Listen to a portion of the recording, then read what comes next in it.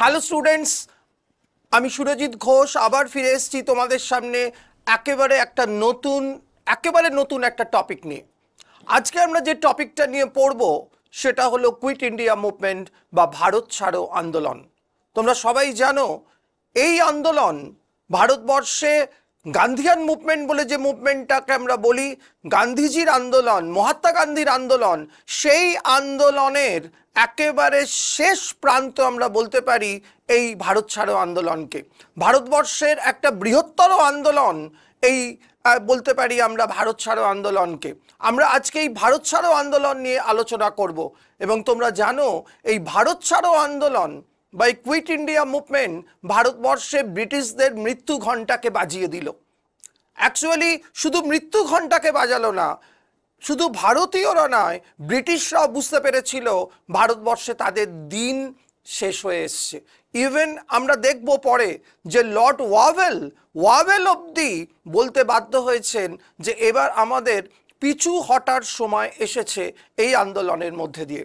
এরকম একটা গুরুত্বপূর্ণ আন্দোলন নিয়ে আমরা আজকে আসব, আমরা আজকে পড়ব এবং এই আন্দোলন পড়তে পড়তে তোমরা বুঝতে পারবে যে গান্ধীজির আগেকার আন্দোলনগুলোর থেকে কতটা পরিমাণে একটা এক্সেপশনাল আন্দোলন হিসেবে এটা ডেভেলপ করেছিল ভারত ছাড়ো আন্দোলন। যদি আমি চম্পারণ থেকে শুরু করি, চম্পারণ সত্যাগ্রহ, Rowlatt satyagraha, Kheda satyagraha, non cooperation movement, civil disobedience movement, গান্ধীজির যে এই আন্দোলনগুলোর সঙ্গে যদি আমরা এই আন্দোলনটাকে তুলনা করি, বুঝতে পারবে যে এই আন্দোলনের চরিত্রটা, এই আন্দোলনের নেচারটা কতটা আলাদা। আমরা আজকে সেই বিখ্যাত আন্দোলন, সেই তাৎপর্যপূর্ণ আন্দোলন যা ভারতের ইতিহাসকে, ভারতের স্বাধীনতাকে অনেকটা এগিয়ে দিল সাফল্যের পথে, আমরা আসবো আজকে সেই বিখ্যাত আন্দোলন ভারত ছাড়ো আন্দোলনকে নিয়ে। আমরা এই আন্দোলনের কারণ পড়ব, আমরা এই আন্দোলনের ফলাফল পড়ব, আমরা এই আন্দোলনকে বিরোধিতা কারা করেছিল তাদের কথা বলবো এবং এই ভারত ছাড়ো আন্দোলন পরবর্তী সময় কি প্রভাব ফেললো ভারতের জাতীয় আন্দোলনে, সেটাও আমরা আজকে আলোচনা করব এই ক্লাসে। আমরা শুরু করি, চলো ভারত ছাড়ো আন্দোলনের বিভিন্ন অ্যাসপেক্টগুলো বা বিভিন্ন দিকগুলো দেখো। ভারত ছাড়ো আন্দোলন, কুইট ইন্ডিয়া মুভমেন্ট শুরু হয়েছিল 1942-তে, শেষ হয়েছিল 1944-এ। 1942 থেকে 1944 এই আন্দোলনের ব্যাপ্তি এবং এই যে টার্মটা আমরা পাই কুইট ইন্ডিয়া মুভমেন্ট, ভারত ছাড়ো, এই কুইট ইন্ডিয়ার টার্মটা প্রথম কয়েন করেছিলেন ইউসুফ মেহের আলী বলে একজন জাতীয়তাবাদী নেতা। ইউসুফ মেহের আলী বলে একজন জাতীয়তাবাদী নেতা এই কথাটা তিনি প্রথম কয়েন করলেন। কে এই মানুষটা? আমরা অনেকের কথা পড়েছি, কিন্তু এই ইউসুফ মেহের আলীর কথা হয়তো খুব একটা আমাদের ইতিহাসের পাতায় উঠে আসেনি। কিন্তু এই যে ইউসুফ মেহের আলী, এর কিন্তু একটা অন্যতম ভূমিকা রয়েছে ভারতবর্ষের জাতীয় আন্দোলনে। কে এই ইউসুফ মেহের আলী? একবার দেখে নেওয়া যাক ইউসুফ মেহের আলীর প্রোফাইলটা। ইউসুফ মেহের আলী ইনি কে? অ্যাকচুয়ালি ভারতবর্ষে যে কমিউনিস্ট আন্দোলনটা শুরু হয়েছিল, ভারতবর্ষে যে সমাজতান্ত্রিক আন্দোলনটা শুরু হয়েছিল 1917-র পর থেকে, 1917 মানে বুঝতে পারছো ভারতের ইতিহাসের একটা খুব শুধু ভারতের ইতিহাস বলবো না, সারা পৃথিবীর ইতিহাসের একটা গুরুত্বপূর্ণ ঘটনা রুশ বিপ্লব। এই রুশ বিপ্লবের সূত্র ধরে ভারতবর্ষে সমাজতান্ত্রিক আন্দোলনের যে ইতিহাস, কমিউনিস্ট আন্দোলনের যে ইতিহাস, সেটা শুরু হয়েছিল সমাজতান্ত্রিক আন্দোলন এই রাশিয়ার আন্দোলনের মধ্য দিয়ে। এবং 1917-র পর থেকে ভারতের এই সমাজতান্ত্রিক আন্দোলনকে যারা সমৃদ্ধ করলেন, যেসব নেতৃবর্গ, তাদের মধ্যে ইউসুফ মেহের আলীর নাম ভীষণভাবে ইম্পর্টেন্ট। সেই ইউসুফ মেহের আলী একজন বিখ্যাত কমিউনিস্ট লিডার, সোশ্যালিজমের একজন অন্যতম প্রবক্তা, ভারতবর্ষে সমাজতান্ত্রিক আন্দোলনের একজন অন্যতম পথপ্রদর্শক এই ইউসুফ মেহের আলী, যিনি প্রথম ভারত ছাড়ো কথাটা বা কুইট ইন্ডিয়া কথাটাকে কয়েন করলেন এবং এই কথাটাকে পপুলারাইজ করলেন কিন্তু মহাত্মা গান্ধী। তাহলে কয়েন করলেন যদি বলে তাহলে হবে ইউসুফ মেহের আলী, যদি বলে এই টার্মটাকে পপুলারাইজ করলেন কে, তাহলে হবে মহাত্মা গান্ধী অবশ্যই। সেকেন্ড, তার আরেকটা পরিচয় আমরা দিই, he was the mayor of Bombay municipal corporation, BMC. Bombay municipal কর্পোরেশনের মেয়র হয়েছিলেন তিনি, এই ইউসুফ মেহের আলী। এটা তার আরেকটা বড় পরিচয়। এবং তার মানে আমরা বলতে পারি তিনি শুধু কমিউনিস্ট আন্দোলনের লিডারই ছিলেন না, তিনি শুধু সোশ্যালিস্ট আন্দোলনের লিডারই ছিলেন না, তিনি ভারতবর্ষের বম্বের প্রশাসনিক ব্যবস্থাতে অংশ নিয়েছিলেন এবং মেয়র হয়েছিলেন বম্বে মিউনিসিপ্যাল কর্পোরেশনের। দেখো, থার্ড পরিচয় তার কি, imprisoned in 1942 in Yerwada jail, পুনেতে। তোমরা নিশ্চয়ই শুনেছ এই ঐতিহাসিক জেলের কথা, ইয়ারওয়াড়া জেল, পুনার সেই বিখ্যাত ঐতিহাসিক জেল। সেই ঐতিহাসিক জেলে তিনি কারাবরণ করেছিলেন 1942-তে, এই 42-এর ঐতিহাসিক আন্দোলনের সময়। এবং মহাত্মা গান্ধীর খুব কাছের মানুষ ছিলেন এই সৈয়দ মেহের আলী, যিনি প্রথম এই কথাটাকে কয়েন করলেন। এবং এই যে ইয়ারওয়াড়া জেল, এই ইয়ারওয়াড়া জেলের নাম বললেই আমাদের মনে আসে যেটা, সেটা হলো মহাত্মা গান্ধী এই জেলে কারাবরণ করেছিলেন। এবং শুধু কারাবরণ করেননি, এই জেল থেকে তিনি লিখেছিলেন, এই জেলে বসে তিনি লিখেছিলেন তার একটা বিখ্যাত বই, ফ্রম ইয়ারওয়াড়া মন্দির। গান্ধীজির লেখা একটা বিখ্যাত বই, অনেকেই তোমরা নাম শুনেছ, ফ্রম ইয়ারওয়াড়া মন্দির। একটা কোয়েশ্চেন এসেছিল, 4টে জেলের নাম দিয়ে দিয়েছিল, 4টে জেলের নাম দিয়ে, ভারতবর্ষের বিখ্যাত 4টে জেলের নাম দিয়ে বলেছিল এর মধ্যে কোন জেলটাকে মহাত্মা গান্ধী মন্দিরের সঙ্গে কম্পেয়ার করেছিলেন বা মন্দির বলেছিলেন। এবং সেই উত্তরটা হবে অবশ্যই এই ইয়ারওয়াড়া jail, পুনাতে। ইয়ারওয়াড়া jail, পুনাতে।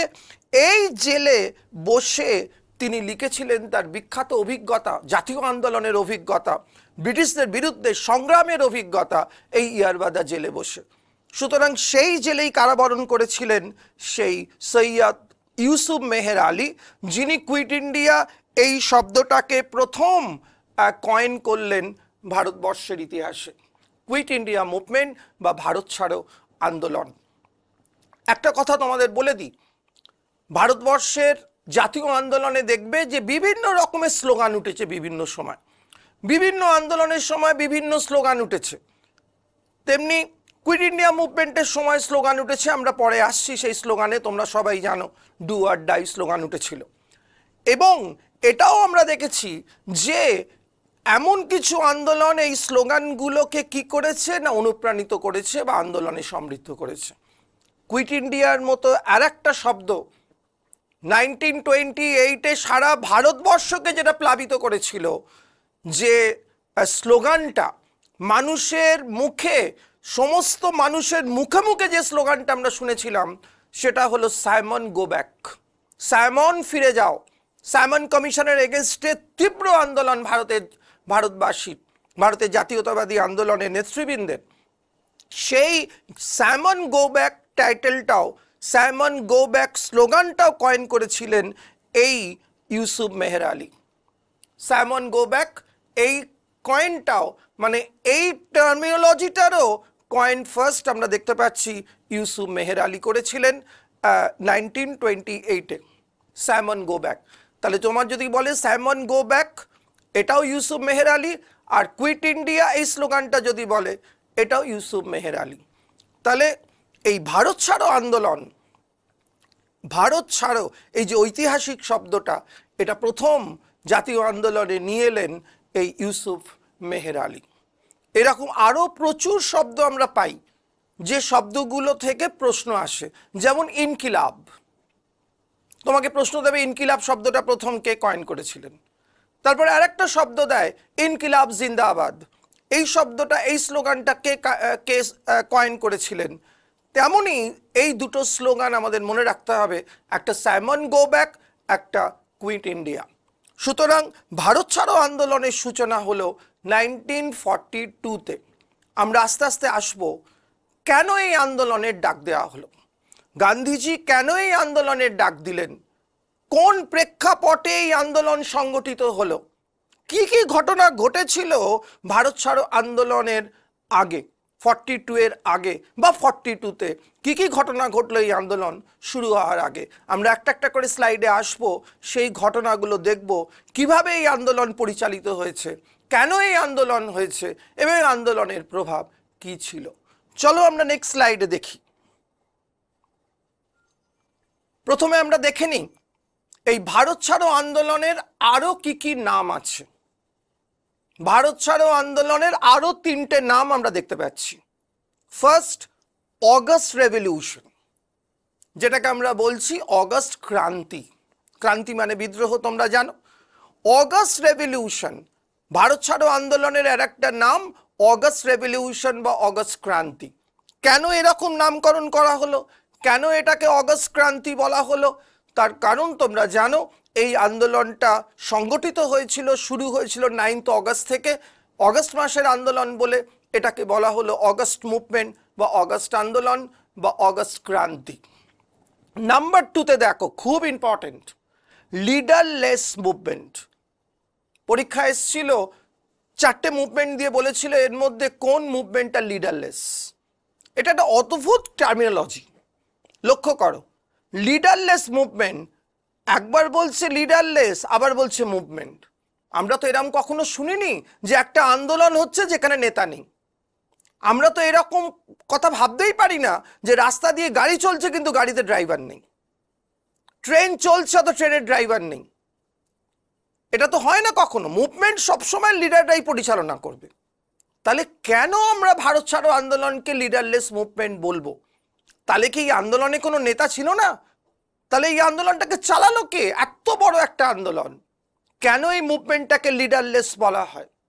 Why this movement is called a leaderless movement? কারণটা আমি তোমাদের বলে দিই। এই আন্দোলন যখন শুরু হচ্ছে 9 অগস্ট, সেই সময় কংগ্রেসের সমস্ত শীর্ষস্থানীয় নেতা যারা ছিলেন তাদেরকে গ্রেপ্তার করা হলো। আমরা আসবো, পরে স্লাইড আছে। মহাত্মা গান্ধী থেকে শুরু করে, মৌলানা আজাদ থেকে শুরু করে, নেহেরু থেকে শুরু করে সবাইকে অ্যারেস্ট করা হলো। শুধু অ্যারেস্ট নয়, কংগ্রেসকে ঘোষণা করা হলো একটা ইললিগাল পার্টি হিসেবে, একটা ইললিগাল পার্টি হিসেবে তাদেরকে একটা অবৈধ দল হিসেবে ঘোষণা করে দেওয়া হলো। মানে কংগ্রেস পলিটিক্সটাকে একেবারে ওয়াইপ আউট করে দেওয়া হলো ভারতবর্ষ থেকে, একেবারে মুছে দেওয়ার চেষ্টা করা হলো এই আন্দোলনের সময়, যাতে কেউ এই আন্দোলনে নেতৃত্ব দিতে না পারে।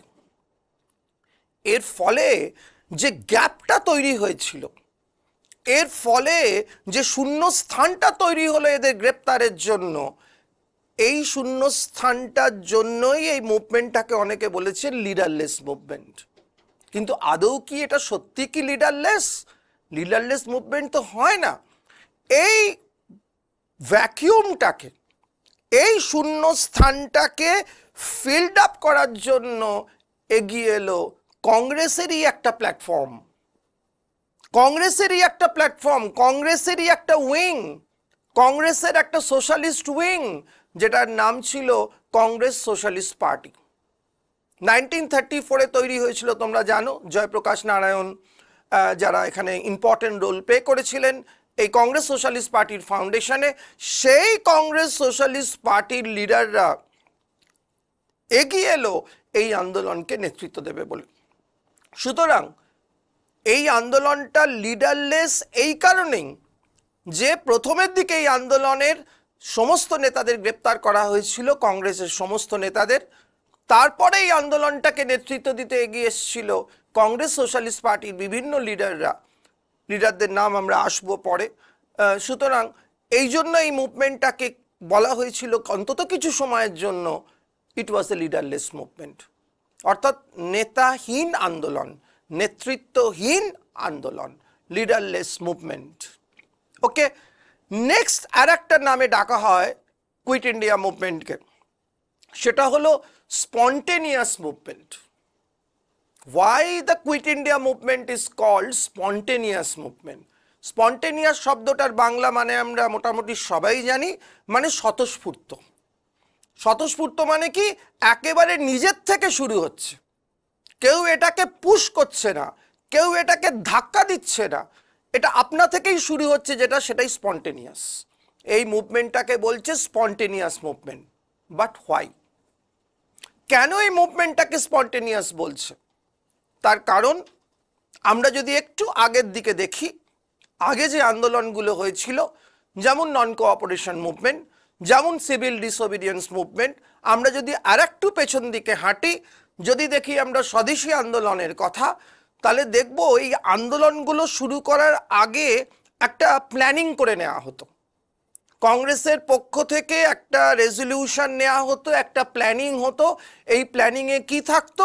কিভাবে আন্দোলনটা পরিচালিত হবে, কি কি নীতি সেখানে ইম্পর্টেন্ট রোল প্লে করবে, কি স্ট্র্যাটেজি হবে এই আন্দোলনের, একটা ব্রড পার্সপেক্টিভ দিয়ে দেওয়া হতো। তার ভেতর থেকে উইদিন দ্যাট ফ্রেমওয়ার্ক, সেই ফ্রেমওয়ার্কের মধ্যে থেকেই আন্দোলনটা পরিচালিত হতো। এটাই ছিল নিয়ম।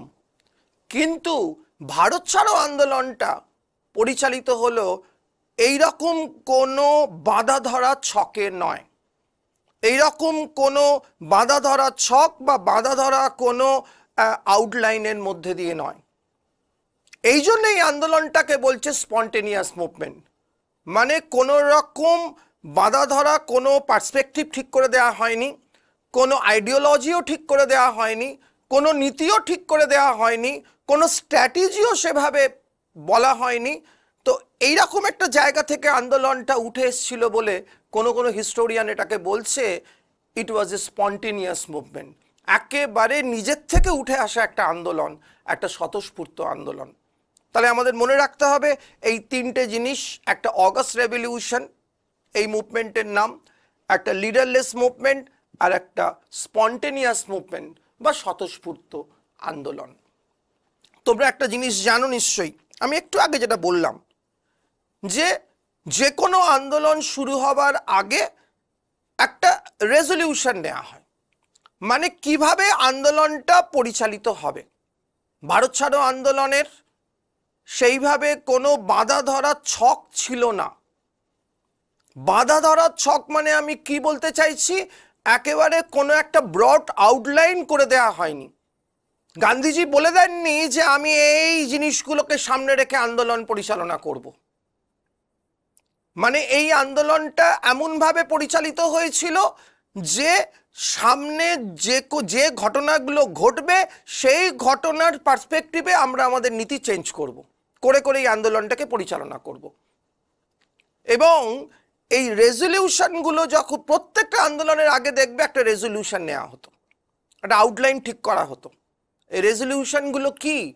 যেমন দেখবে আইন অমান্য আন্দোলনের ওপর রেজলিউশন নেওয়া হয়েছে, নন কোঅপারেশন মুভমেন্টের ওপর রেজলিউশন নেওয়া হয়েছে। অ্যাকচুয়ালি রেজলিউশনগুলো কিছুই না, রেজলিউশনগুলোতে স্ট্র্যাটেজি ঠিক করা হতো কিভাবে আন্দোলন পরিচালিত হবে।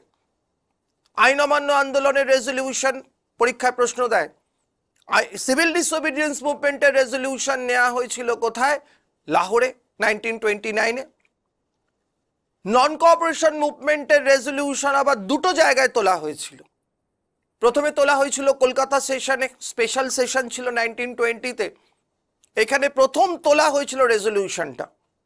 আর কি হতো, আর একটা জিনিস তোমাদের বলে দিই, এই রেজলিউশনটা প্রথমে টেবলড হতো, প্রথমে এটাকে উত্থাপন করা হতো, তারপর এই রেজলিউশনটা ভোটাভুটি হতো কংগ্রেসের মেম্বারদের মধ্যে, কজন ফরে আছে কজন এগেনস্টে আছে, এইভাবে পাশ হতো। যদি বেশি থাকতো তাহলে পাশ হয়ে যেত, আর যদি কম থাকতো তাহলে পাশ হতো না। তবে ম্যাক্সিমাম ক্ষেত্রেই আমরা দেখেছি রেজলিউশনগুলো পাশ হয়ে গেছে। প্রথমে রেজলিউশনটা তোলা হতো, প্রস্তাবটা রাখা হলো, তারপর সেই প্রস্তাবের ওপর ভোটিং হতো মেম্বারদের মধ্যে। এটাই ছিল নিয়ম। প্রত্যেকটা সেশনে এইটাই করা হতো, মানে প্রত্যেকটা আন্দোলন শুরু হওয়ার আগে। সিভিল ডিসোবিডিয়েন্স মুভমেন্টের রেজলিউশন নেওয়া হলো লাহোরে। নন কোঅপারেশন মুভমেন্টের রেজলিউশন নেওয়া হয়েছিল দুটো সেশনে, একই ইয়ারে 1920। তোমরা পড়েছো 1920-তে দুটো কংগ্রেসের অধিবেশন হয়েছিল। কলকাতা অধিবেশন, এটা হওয়ার কথা ছিল না, এটা স্পেশাল সেশন ছিল, এটা এমার্জেন্সি সেশন ছিল। এবং নাগপুরের সেশনটা ছিল ডিসেম্বরের session, schedule session.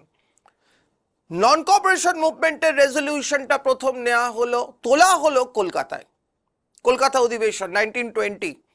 Lala Lajpat Rai president ছিলেন। কিন্তু যেহেতু স্পেশাল সেশন, সেখানে ভোটাভুটি নেওয়া যায়নি, সব মেম্বাররা ছিলেন না সেখানে। সেই জন্য নাগপুর সেশন যখন হলো 1920-তেই ডিসেম্বর মাসে, বিজয় রাঘব আচার্য প্রেসিডেন্ট হয়েছিলেন, তোমরা পড়েছ, সেই সেশনে ভোটাভুটি হয়ে এটা পাস হলো, র্যাটিফাইড হলো। একটা কোয়েশ্চেন দেখবে প্রায় তোমরা ফেস করবে, the resolution of non cooperation movement was ratified. Ratified শব্দটার অর্থ হলো পাস্ট। কবে র্যাটিফাইড হলো, কবে পাস্ট হলো? তাহলে নন কোঅপারেশন মুভমেন্টের রেজলিউশনটা তোলা হলো 1920 কলকাতা অধিবেশনে, আর এটা পাস হলো বা র্যাটিফাইড হলো নাগপুর সেশনে। এটা প্রত্যেক সেশনে আমরা দেখেছি। স্বদেশী আন্দোলন, 1905-এর স্বদেশী আন্দোলন, স্বদেশী আন্দোলনের রেজলিউশন কোথায় নেওয়া হয়েছিল? বেনারস সেশনে।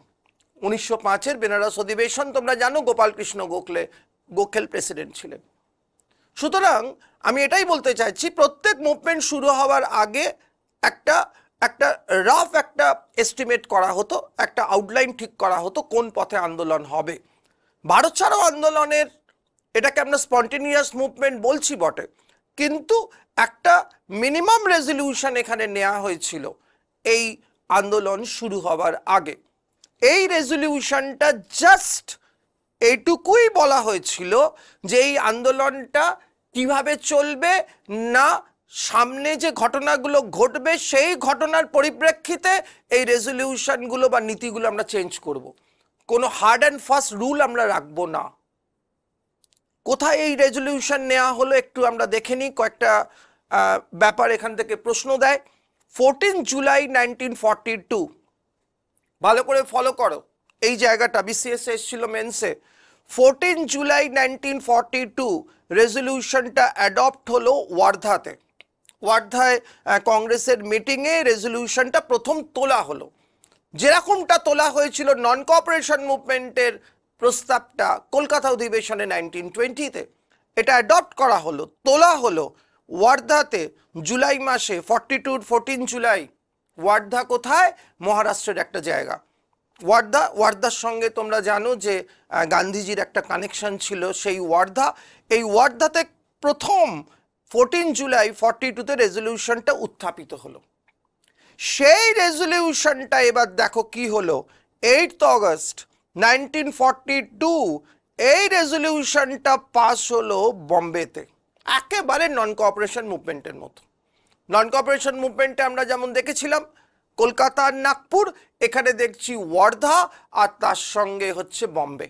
ওয়ার্ধাতে তোলা হলো 14 জুলাই, আর 8 অগস্ট এটা পাস হয়ে গেল কোথায়? না এই বম্বেতে। বম্বেতে একটা কংগ্রেসের স্পেশাল মিটিংয়ে। যদি তোমাকে জিজ্ঞেস করা হয় যে 42-তে এই যে রেজলিউশনটা নেওয়া হলো, ফাইনালি পাস হলো, প্রত্যেকটা মুভমেন্টের রেজলিউশন পাস হয়েছে কিন্তু কোনো না কোনো কংগ্রেস সেশনে, অফিসিয়াল সেশনে। আমি একটু আগে বলছিলাম না, কুইট ইন্ডিয়া মুভমেন্টের মধ্যে অনেকগুলো এক্সেপশনাল সাইড আছে, তার মধ্যে এটা একটা এক্সেপশনাল সাইড। আগে বেশ কয়েকটা এক্সেপশনাল সাইড বলেছি, যেমন লিডারলেস মুভমেন্টের কথা বলেছি, এটা একটা এক্সেপশনাল অ্যাসপেক্ট। স্পন্টেনিয়াস মুভমেন্টের কথা বলেছি, এটা একটা এক্সেপশনাল অ্যাসপেক্ট কুইট ইন্ডিয়া মুভমেন্টের। আবার একটা এক্সেপশনাল অ্যাসপেক্ট আমরা দেখতে পাচ্ছি, সেটা হলো এই যে বম্বেতে ফাইনালি রেজলিউশনটা পাস হয়ে গেল, এটা কিন্তু কোনো সেশনে নয়। বম্বেতে যেটা হলো সেটা কংগ্রেসের একটা নর্মাল মিটিংয়ে, কোনো সেশনে নয়। এটা কেন সেশনে নয়? তার কারণ তোমরা জানো, 41 to 45 there was no session. এই যে 41 to 45 কংগ্রেসের কোনো অধিবেশন হয়নি। এই জন্য এই টাইমটাকে হিস্টোরিয়ানরা বলছেন সেশন হলিডে। 41 to 45, আবার 46-এ সেশন হলো। বিভিন্ন কারণ ছিল, সেকেন্ড ওয়ার্ল্ড ওয়ার ছিল, কংগ্রেসকে বেআইনি ঘোষণা করা হয়েছিল, বিভিন্ন কারণের জন্য 1941 to 45 there was no session, যে পিরিয়ডটাকে হিস্টোরিয়ানরা বলছেন সেশন হলিডে। সুতরাং 42-তে যখন এই আন্দোলন হতে চলেছে তখন কিন্তু কংগ্রেস সেশন হচ্ছে না। সেই জন্য ন্যাচারালি কি করা হলো, ন্যাচারালি সেই জন্য বম্বেতে একটা নর্মাল কোর কমিটির মিটিং ডেকে এটাকে ফাইনালি পাস করানো হলো। ঠিক আছে, তাহলে এটা একটা এক্সেপশনাল সাইট। আগে প্রত্যেকটা আন্দোলনের আগে রেজলিউশনগুলো অ্যাডপ্ট হচ্ছে, পাস হচ্ছে সব কংগ্রেসের সেশনে, আমরা আগেই বললাম। কিন্তু এটা পাশ হলো কংগ্রেসের নর্মাল এমডি মিটিংয়ে, কোনো সেশনে নয়, যেহেতু কোনো সেশন হয়নি সেই সময় 41-45। ওকে, নেক্সট আমরা দেখবো এবার এই আন্দোলনের রেজলিউশনের ড্রাফটটা কে তৈরি করলো। ড্রাফট মানে কি? একটা খসড়া। এই আন্দোলনের একটা রাফ আউটলাইন করা হলো। সেই আউটলাইনটা করলেন কে? ড্রাফটিংটা তৈরি করলো কে? জওহরলাল নেহেরু। আর সেই ড্রাফটটাকে মুভ করালো, মানে একটা প্রথমে তোমরা জানো একটা মিটিং যখন হয়, সেই মিটিংয়ে, যে কোনো মিটিং, ক্লাবের মিটিং হোক, অফিসের মিটিং হোক, যে কোনো মিটিংয়ে প্রথমে একটা রেজলিউশন, কোনো ডিসিশন নেবার আগে একটা রেজলিউশন তোলা হয়, তারপর সেটাকে মুভ করানো হয়। মানে কি, সেটা পাস হবে কি হবে না সেটা এক মেম্বার থেকে আর এক মেম্বারে মুভ করানো হয়। এই মুভমেন্টের কাজটা বা মুভ করানোর কাজটা করলেন এই রেজলিউশনটায় জওহরলাল নেহেরু। আর এইটাকে সেকেন্ড করলেন, সেকেন্ড মানে হচ্ছে সাপোর্টেড বাই, সেকেন্ডেড বাই মানে সাপোর্টেড বাই, রেজলিউশনটাকে টোটালি সাপোর্ট করলেন বল্লভভাই প্যাটেল। এবং তাহলে আমরা তিনটে নাম দেখছি। জওহরলাল নেহেরু দুটো জায়গায় রয়েছে, ড্রাফটটা তৈরি করছেন, উনি এই ড্রাফটটাকে মুভ করাচ্ছেন, আবার এই পুরো রেজলিউশনটাকে সাপোর্ট করছেন বল্লভভাই প্যাটেল। এই জওহরলাল নেহেরু আর প্যাটেলের নাম আমাদের ভালো করে মনে রাখতে হবে। তাহলে রেজলিউশনটা নেওয়া হলো, মানে আস্তে আস্তে আস্তে আস্তে আমরা বুঝতে পারছি যে আমরা ভারত ছাড়ো আন্দোলনের দিকে এগোচ্ছি, আমরা একটা বৃহত্তর আন্দোলনের দিকে এগোচ্ছি। রাস্তা তৈরি হচ্ছে আন্দোলনের একটা নির্দিষ্ট মেকানিজমের মধ্য দিয়ে। নেক্সট আমরা এবার আসবো, দেখো মেন মন্ত্র অব দ্য মুভমেন্ট। অর্থাৎ এখানে মন্ত্র মানে কি? Spirit, main spirit of the movement. এখানে মন্ত্র মানে কি? এখানে মন্ত্র মানে power, main power of the movement. প্রত্যেকটা আন্দোলন বা কাজের পেছনে একটা শক্তি থাকে, আমরা কেউই কোনো শক্তি ছাড়া আমরা কাজ করতে পারি না। একটা পাওয়ার আমাদের ড্রাইভ করে, সেটা বিভিন্ন ধরনের পাওয়ার হতে পারে। সেই পাওয়ারটা যে কোনো আন্দোলনের ক্ষেত্রে আমরা দেখেছি, আইন অমান্য আন্দোলনের ক্ষেত্রে দেখেছি, নন কোঅপারেশন মুভমেন্টের ক্ষেত্রে দেখেছি, কোনো না কোনো স্পিরিট এটাকে ড্রাইভ করে। কুইট ইন্ডিয়া মুভমেন্টের পেছনে সেই কোন পাওয়ারটা ছিল, যে পাওয়ারটা এত বড় একটা আন্দোলনকে চালিত করলো সারা ভারতবর্ষ জুড়ে? সেটা কি? গান্ধীজির একটা লেকচার। গান্ধীজি জাতীয় আন্দোলনে অনেক হিস্টোরিক লেকচার দিয়েছেন বিভিন্ন জায়গায়, তার মধ্যে এই লেকচারটা মনে হয় একটা ভীষণ ইম্পর্টেন্ট লেকচার, যেটা মানুষকে একটা অন্য পথে নিয়ে গেল। এবং এই যে লেকচারটা, এই লেকচারটাই হয়ে উঠল ভারত ছাড়ো আন্দোলনের, আমরা বলতে পারি মেন স্পিরিট বা মেন মন্ত্র। কোথায় তিনি দিলেন এই লেকচারটা? গোয়ালিয়র ট্যাঙ্ক ময়দান, বম্বের একটা জায়গা, যেটাকে অগস্ট ক্রান্তি ময়দানও বলা হয়। অগস্ট ক্রান্তি ময়দান বা গোয়ালিয়র ট্যাঙ্ক ময়দান, সেখানে তিনি এই বক্তৃতাটা দিলেন 9 অগস্ট 1942। এই বিখ্যাত বক্তৃতা। আমরা একটা স্লোগানের কথা খুব পড়ি, কুইট ইন্ডিয়া মুভমেন্টের মেন স্লোগান যেটা ডু অর ডাই, করো ইয়া মারো। এই যে বিখ্যাত স্লোগানটা, এই স্লোগানটা গান্ধীজি ইউজ করেছিলেন গোয়ালিয়র ট্যাঙ্কের এই ময়দানের এই বিখ্যাত বক্তৃতায় 9 তারিখ সকালবেলা। ওকে, এই 9 তারিখে তিনি এই বিখ্যাত বক্তৃতাটা দিলেন। বলছেন কি একটু দেখো, আমি তোমাদের বলি, বাংলাটা করে দেবো। গান্ধীজির এই বক্তৃতার মূল ব্যাপারটা কি ছিল বা গান্ধীজি কি বলেছিলেন? বলছেন হিয়ার ইজ আ মন্ত্র, এ শর্ট ওয়ান, একটা ছোট্ট মন্ত্র আমি তোমাদের দেব। গান্ধীজি বক্তৃতায় বলছেন 9 অগস্ট একটা ক্রিটিক্যাল টাইম, একটা বৃহত্তর আন্দোলন শুরু হতে চলেছে। সারা ভারতের মানুষ তখন স্বাধীনতার জন্য পাগল হয়ে উঠেছে, স্বাধীনতা আমাদের চাই। সেই জায়গায় দাঁড়িয়ে, সেই ক্রিটিক্যাল মোমেন্টে দাঁড়িয়ে গান্ধীজি বলছেন তার বক্তৃতায়, here is a mantra, a short one that I give you. আমি তোমাদের আজকে এখানে দাঁড়িয়ে, এটা আমার বক্তৃতা নয়, এটা আমার মন্ত্র, এটা আমার স্পিরিট, সেই স্পিরিটের কথা আজকে বলবো তোমাদের কাছে। একটা ছোট্ট মন্ত্র, একটা ছোট্ট স্পিরিটের কথা। You may imprint it on your hearts. বলছেন আমি যেটা তোমাদের আজকে বলবো সেটা তোমরা তোমাদের হৃদয়ে বা হার্টে লিখে নিতে পারো। আর কি করতে পারো? কিংবা let every breath of yours give expression to it.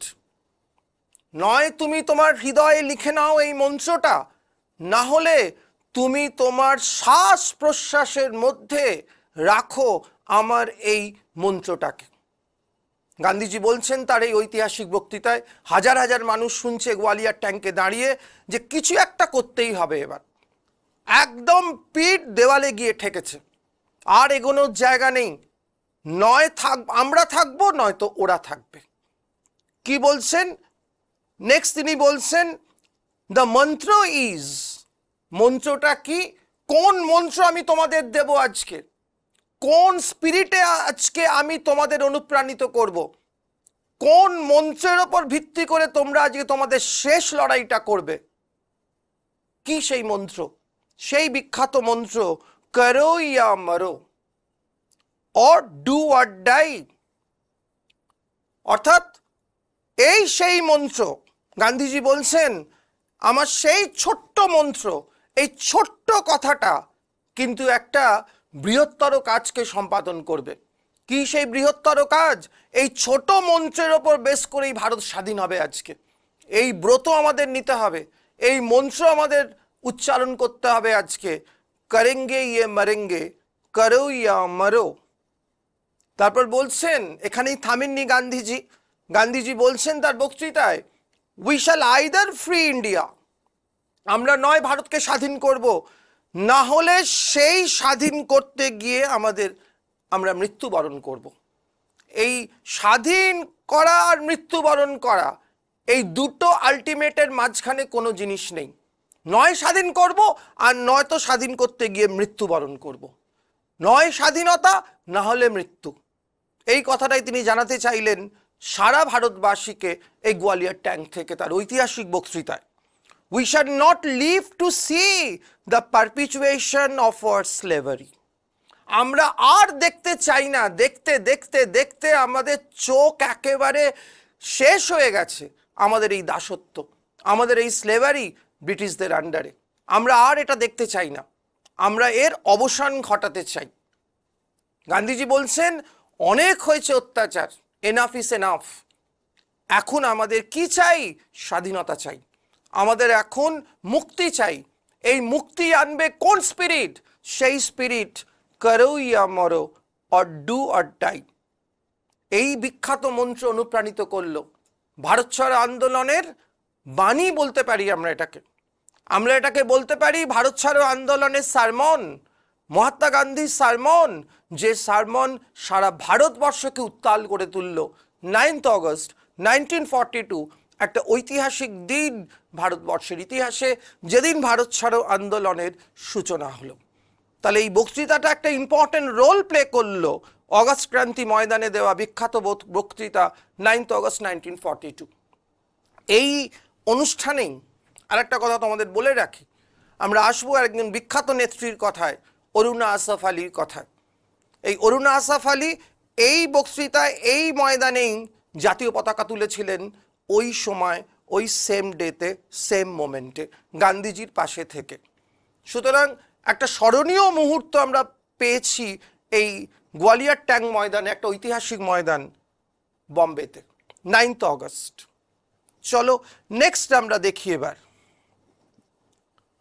Events on 9th August 1942। কি কি ঘটনা ঘটলো 42-এর 9th August? 9th August Bharat ছাড়ো আন্দোলন শুরু হলো। 8th অগস্ট রেজলিউশনটা নেওয়া হলো। গান্ধীজির এই 9th অগস্ট আর কি কি ঘটনা ঘটলো? 9th অগস্ট গান্ধীজি বক্তৃতা দিলেন গোয়ালিয়র ট্যাঙ্ক ময়দানে, আমরা এক্ষুনি আলোচনা করলাম। আর কি কি ইভেন্টস আমরা দেখব? এরপরেই আমরা দেখতে পেলাম ব্রিটিশদের সেই সাপ্রেশন, একটা হিস্টোরিক সাপ্রেশন। সমস্ত লিডারদের গ্রেপ্তার করা হলো। ব্রিটিশরা বুঝতে পেরেছিল যে এইসব নেতাদের গ্রেপ্তার না করলে এই আন্দোলন মারমুখী হয়ে উঠবে, এবং ব্রিটিশ সরকার বুঝতে পারছিল যে এই আন্দোলন কিন্তু গান্ধীজির আগের আন্দোলনগুলোর থেকে সামথিং ডিফারেন্ট। এটা কিন্তু ওরা রিয়েলাইজ করতে পেরেছিল, আর রিয়েলাইজ করতে পেরেছিল বলেই কি করলো দেখো, ওই 9th অগস্ট 1942-তে অ্যারেস্ট হলেন গান্ধীজি। অ্যারেস্ট করে তাকে ইন্টার্ন করা হলো, তাকে অন্তরীণ করে রাখা হলো পুনার আগা খান প্যালেসে। এগুলো খুব প্রশ্ন দেয়, কোথায় কাকে ধরে রাখা হয়েছিল। ম্যাচিং করতে দেয়, ম্যাচিংয়ে ঠিক করে সেট করতে পারে, ঠিক করে ম্যাচ করতে বলে, ভুলভাল দিয়ে দেয়, উল্টোপাল্টা দিয়ে দেয়, দিয়ে বলে ঠিক করে ম্যাচ করো কোনটার সঙ্গে কোনটা হবে। গান্ধীজিকে রাখা হলো আগা খান প্যালেসে। গান্ধীজিকে আগা খান প্যালেসে রাখা হলো অন্তরীণ করে, বন্দি করে। মৌলানা আজাদকে রাখা হলো বাঁকুড়া সেন্ট্রাল জেলে। মৌলানা আজাদকে, আর একজন বিখ্যাত নেতাকে। জওহরলাল নেহেরুকে রাখা হলো আলমোড়া জেলে। আলমোড়া জেলে তাকে বন্দি করা হলো। এখানেই থেমে রইল না কিন্তু ব্রিটিশদের সাপ্রেশন, ব্রিটিশদের দমনমূলক নীতি।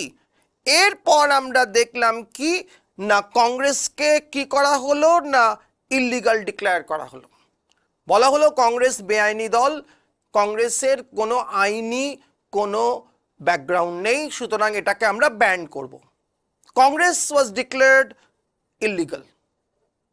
এবং ওই 9th অগস্টই এত ঘটনার পরে শুরু হলো সেই ঐতিহাসিক আন্দোলন, যেটা আমাদের আজকের টপিক অফ ডিসকাশন চলছে, সেই ভারত ছাড়ো আন্দোলন।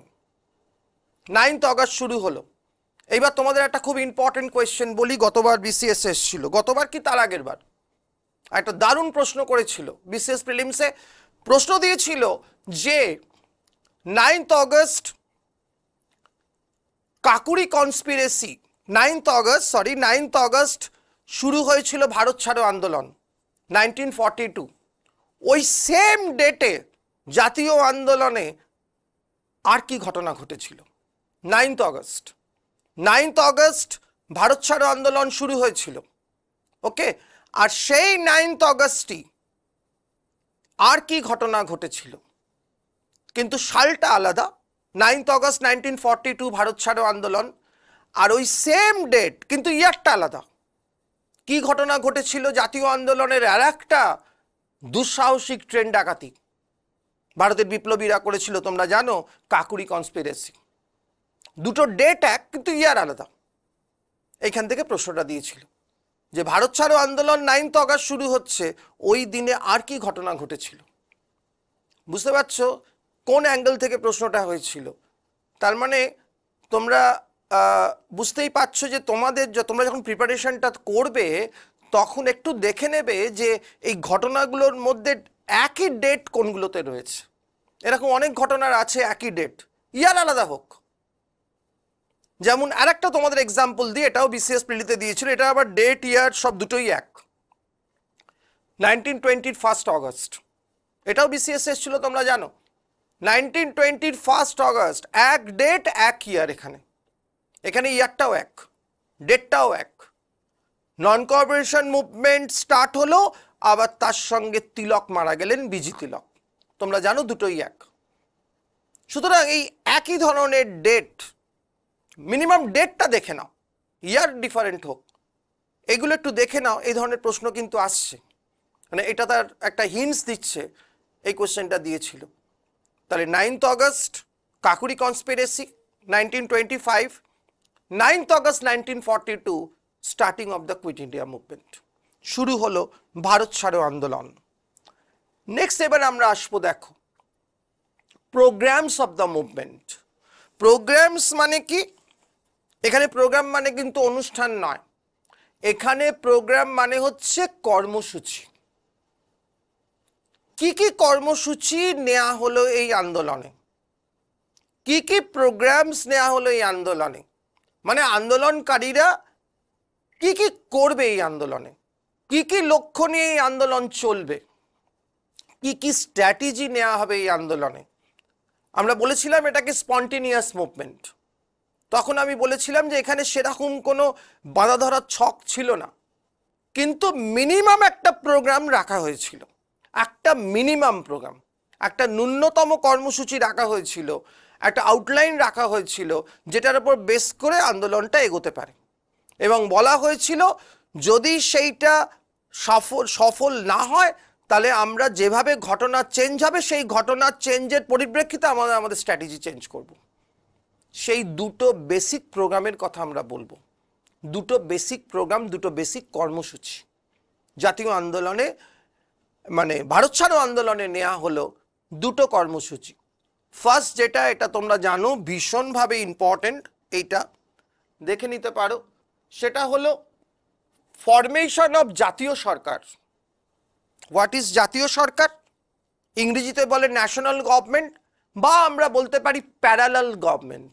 সমান্তরাল সরকার তৈরির কথা বলা হলো, একটা নতুন কনসেপ্ট এলো জাতীয় আন্দোলনে। What is parallel government? মানে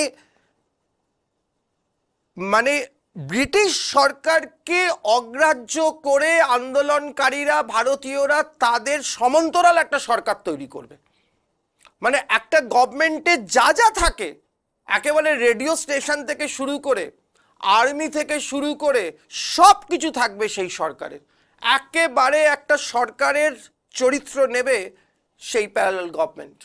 এইটাকে বলছে জাতীয় সরকার বা প্যারালাল গভর্নমেন্ট বা ন্যাশনাল গভর্নমেন্ট। জাতীয় আন্দোলনে একটা ইম্পর্টেন্ট রোল প্লে করলো এই ব্যাপারটা। আমরা দেখলাম কি না, এই জাতীয় সরকার তৈরি করা হলো, এটা একটা অন্যতম কর্মসূচি নেওয়া হলো। এই কর্মসূচিতে আমরা দেখতে পাচ্ছি চারটে জায়গার নাম, ভালো করে তোমরা ফলো করো। চারটে জায়গার নাম আমরা দেখতে পাচ্ছি যেখানে যেখানে জাতীয় সরকার তৈরি হলো। খুব ইম্পর্টেন্ট, ভীষণ ইম্পর্টেন্ট। দেখো আমি চারটে জায়গা বলেছি, একটা তাম্রলিপ্ত, একটা সাতারা, একটা বালিয়া আর একটা তালচের, উড়িষ্যার তালচের। চারটে জায়গা খুব ইম্পর্টেন্ট রোল প্লে করলো যেখানে জাতীয় সরকার তৈরি হয়েছিল, প্যারালাল গভর্নমেন্ট তৈরি হয়েছিল। এই তাম্রলিপ্ত জাতীয় সরকার, তাম্রলিপ্ত মানে আমরা যেটাকে এখন তমলুক বলে থাকি, তাম্রলিপ্ত জাতীয় সরকার তৈরি হলো। সতীশ সামন্ত ছিলেন কমান্ডার ইন চিফ, সেনাধ্যক্ষ বা মেন রোলটা প্লে করলেন। এই গভর্নমেন্টের প্রধান ছিলেন সতীশচন্দ্র সামন্ত, তাম্রলিপ্ত জাতীয় সরকারের নেতা। বিসিএস প্রিলিমসে প্রশ্ন এসেছিল, তোমরা জানো, এটা অনেক পরীক্ষা এসছে। তাম্রলিপ্ত জাতীয় সরকারের হেড কে ছিল বা পরিচালনা কে করেছিলেন? সতীশ সামন্ত। তাম্রলিপ্ত জাতীয় সরকার, এই জাতীয় সরকারের নিজস্ব সেনাবাহিনী ছিল, প্রত্যেকেরই নিজস্ব সেনাবাহিনী ছিল। তাম্রলিপ্ত জাতীয় সরকারেরও নিজস্ব সেনাবাহিনী ছিল, নিজস্ব আর্মি ছিল, যে আর্মিটার নাম ছিল বিদ্যুৎ বাহিনী। তাম্রলিপ্ত জাতীয় সরকারের যে আর্মি ছিল সেই আর্মির নাম ছিল বিদ্যুৎ বাহিনী। এই বিদ্যুৎ বাহিনী ভারত ছাড়ো আন্দোলনে একটা খুব গুরুত্বপূর্ণ ভূমিকা নিয়েছিল এই জাতীয় সরকারের। তাম্রলিপ্ত জাতীয় সরকার পশ্চিমবাংলায় তৈরি হলো, বেঙ্গলে তৈরি হলো।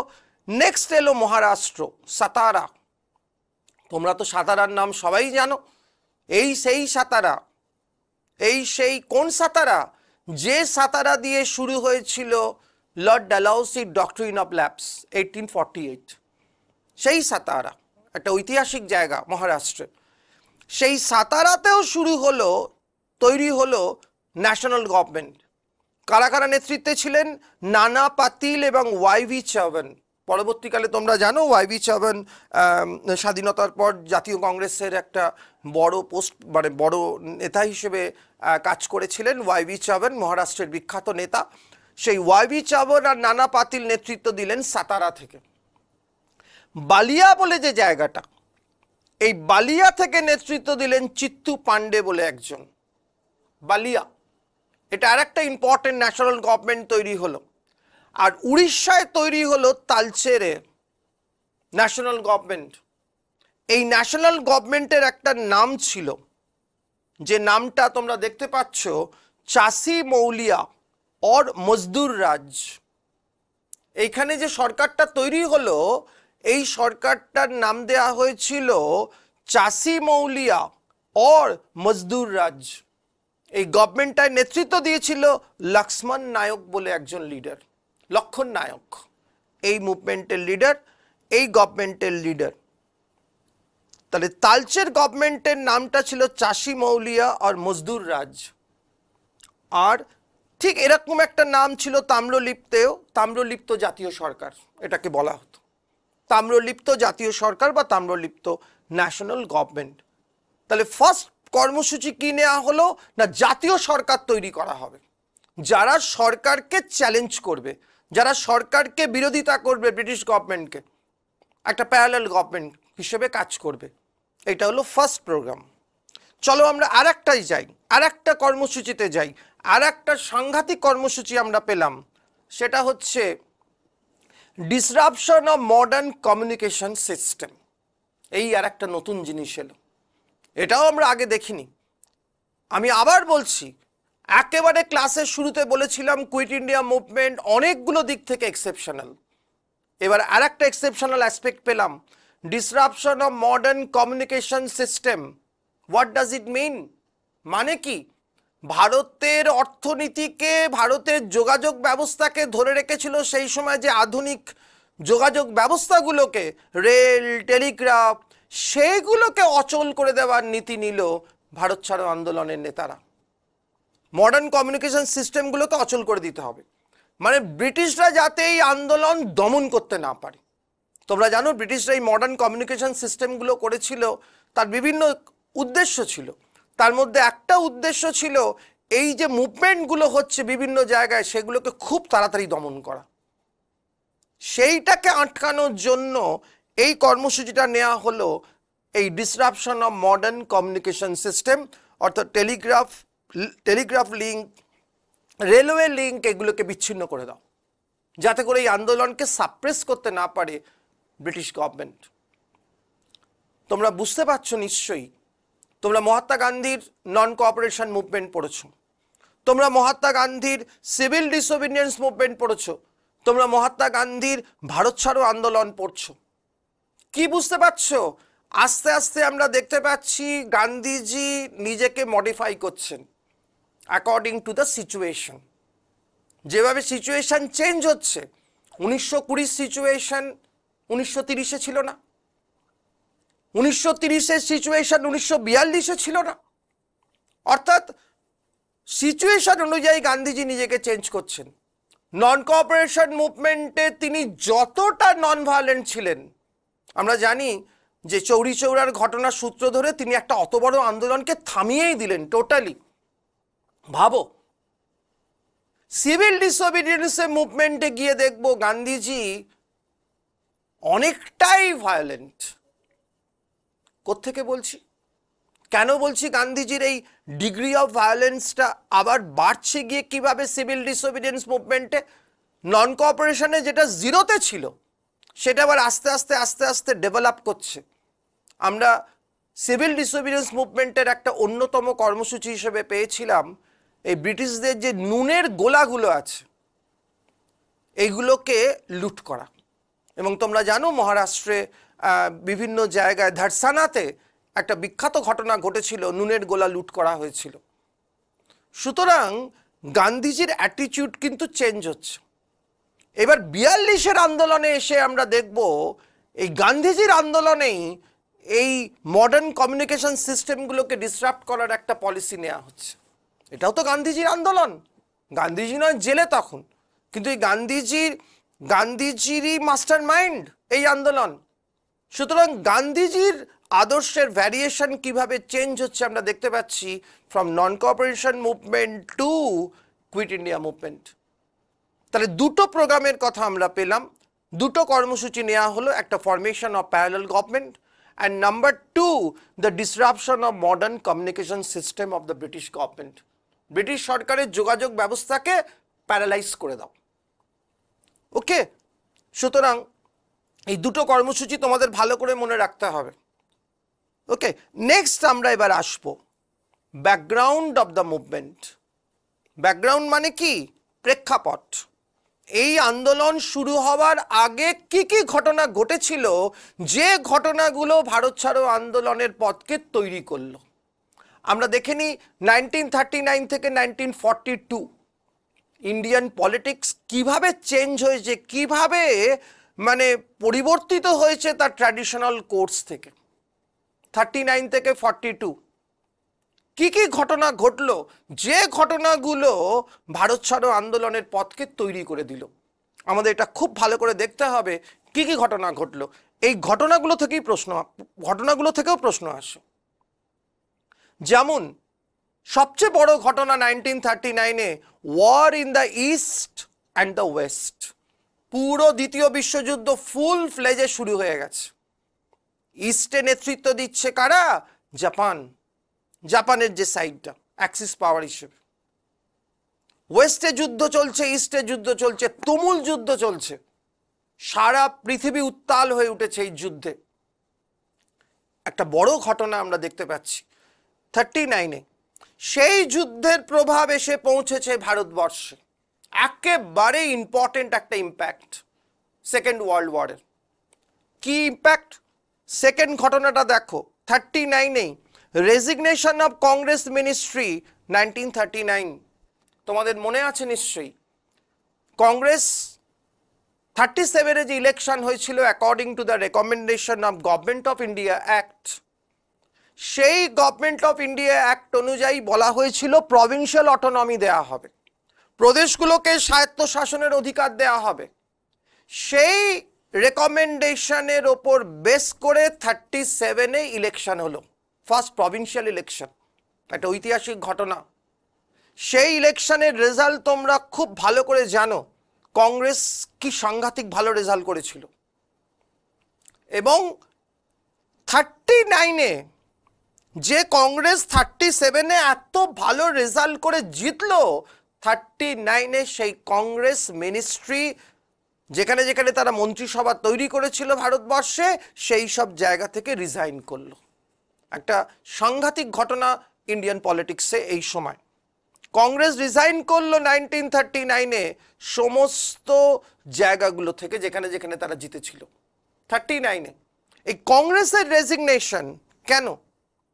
বিশেষ প্রিলিমসে একবার প্রশ্ন এসেছিল কংগ্রেস কত সালে রিজাইন করেছিল,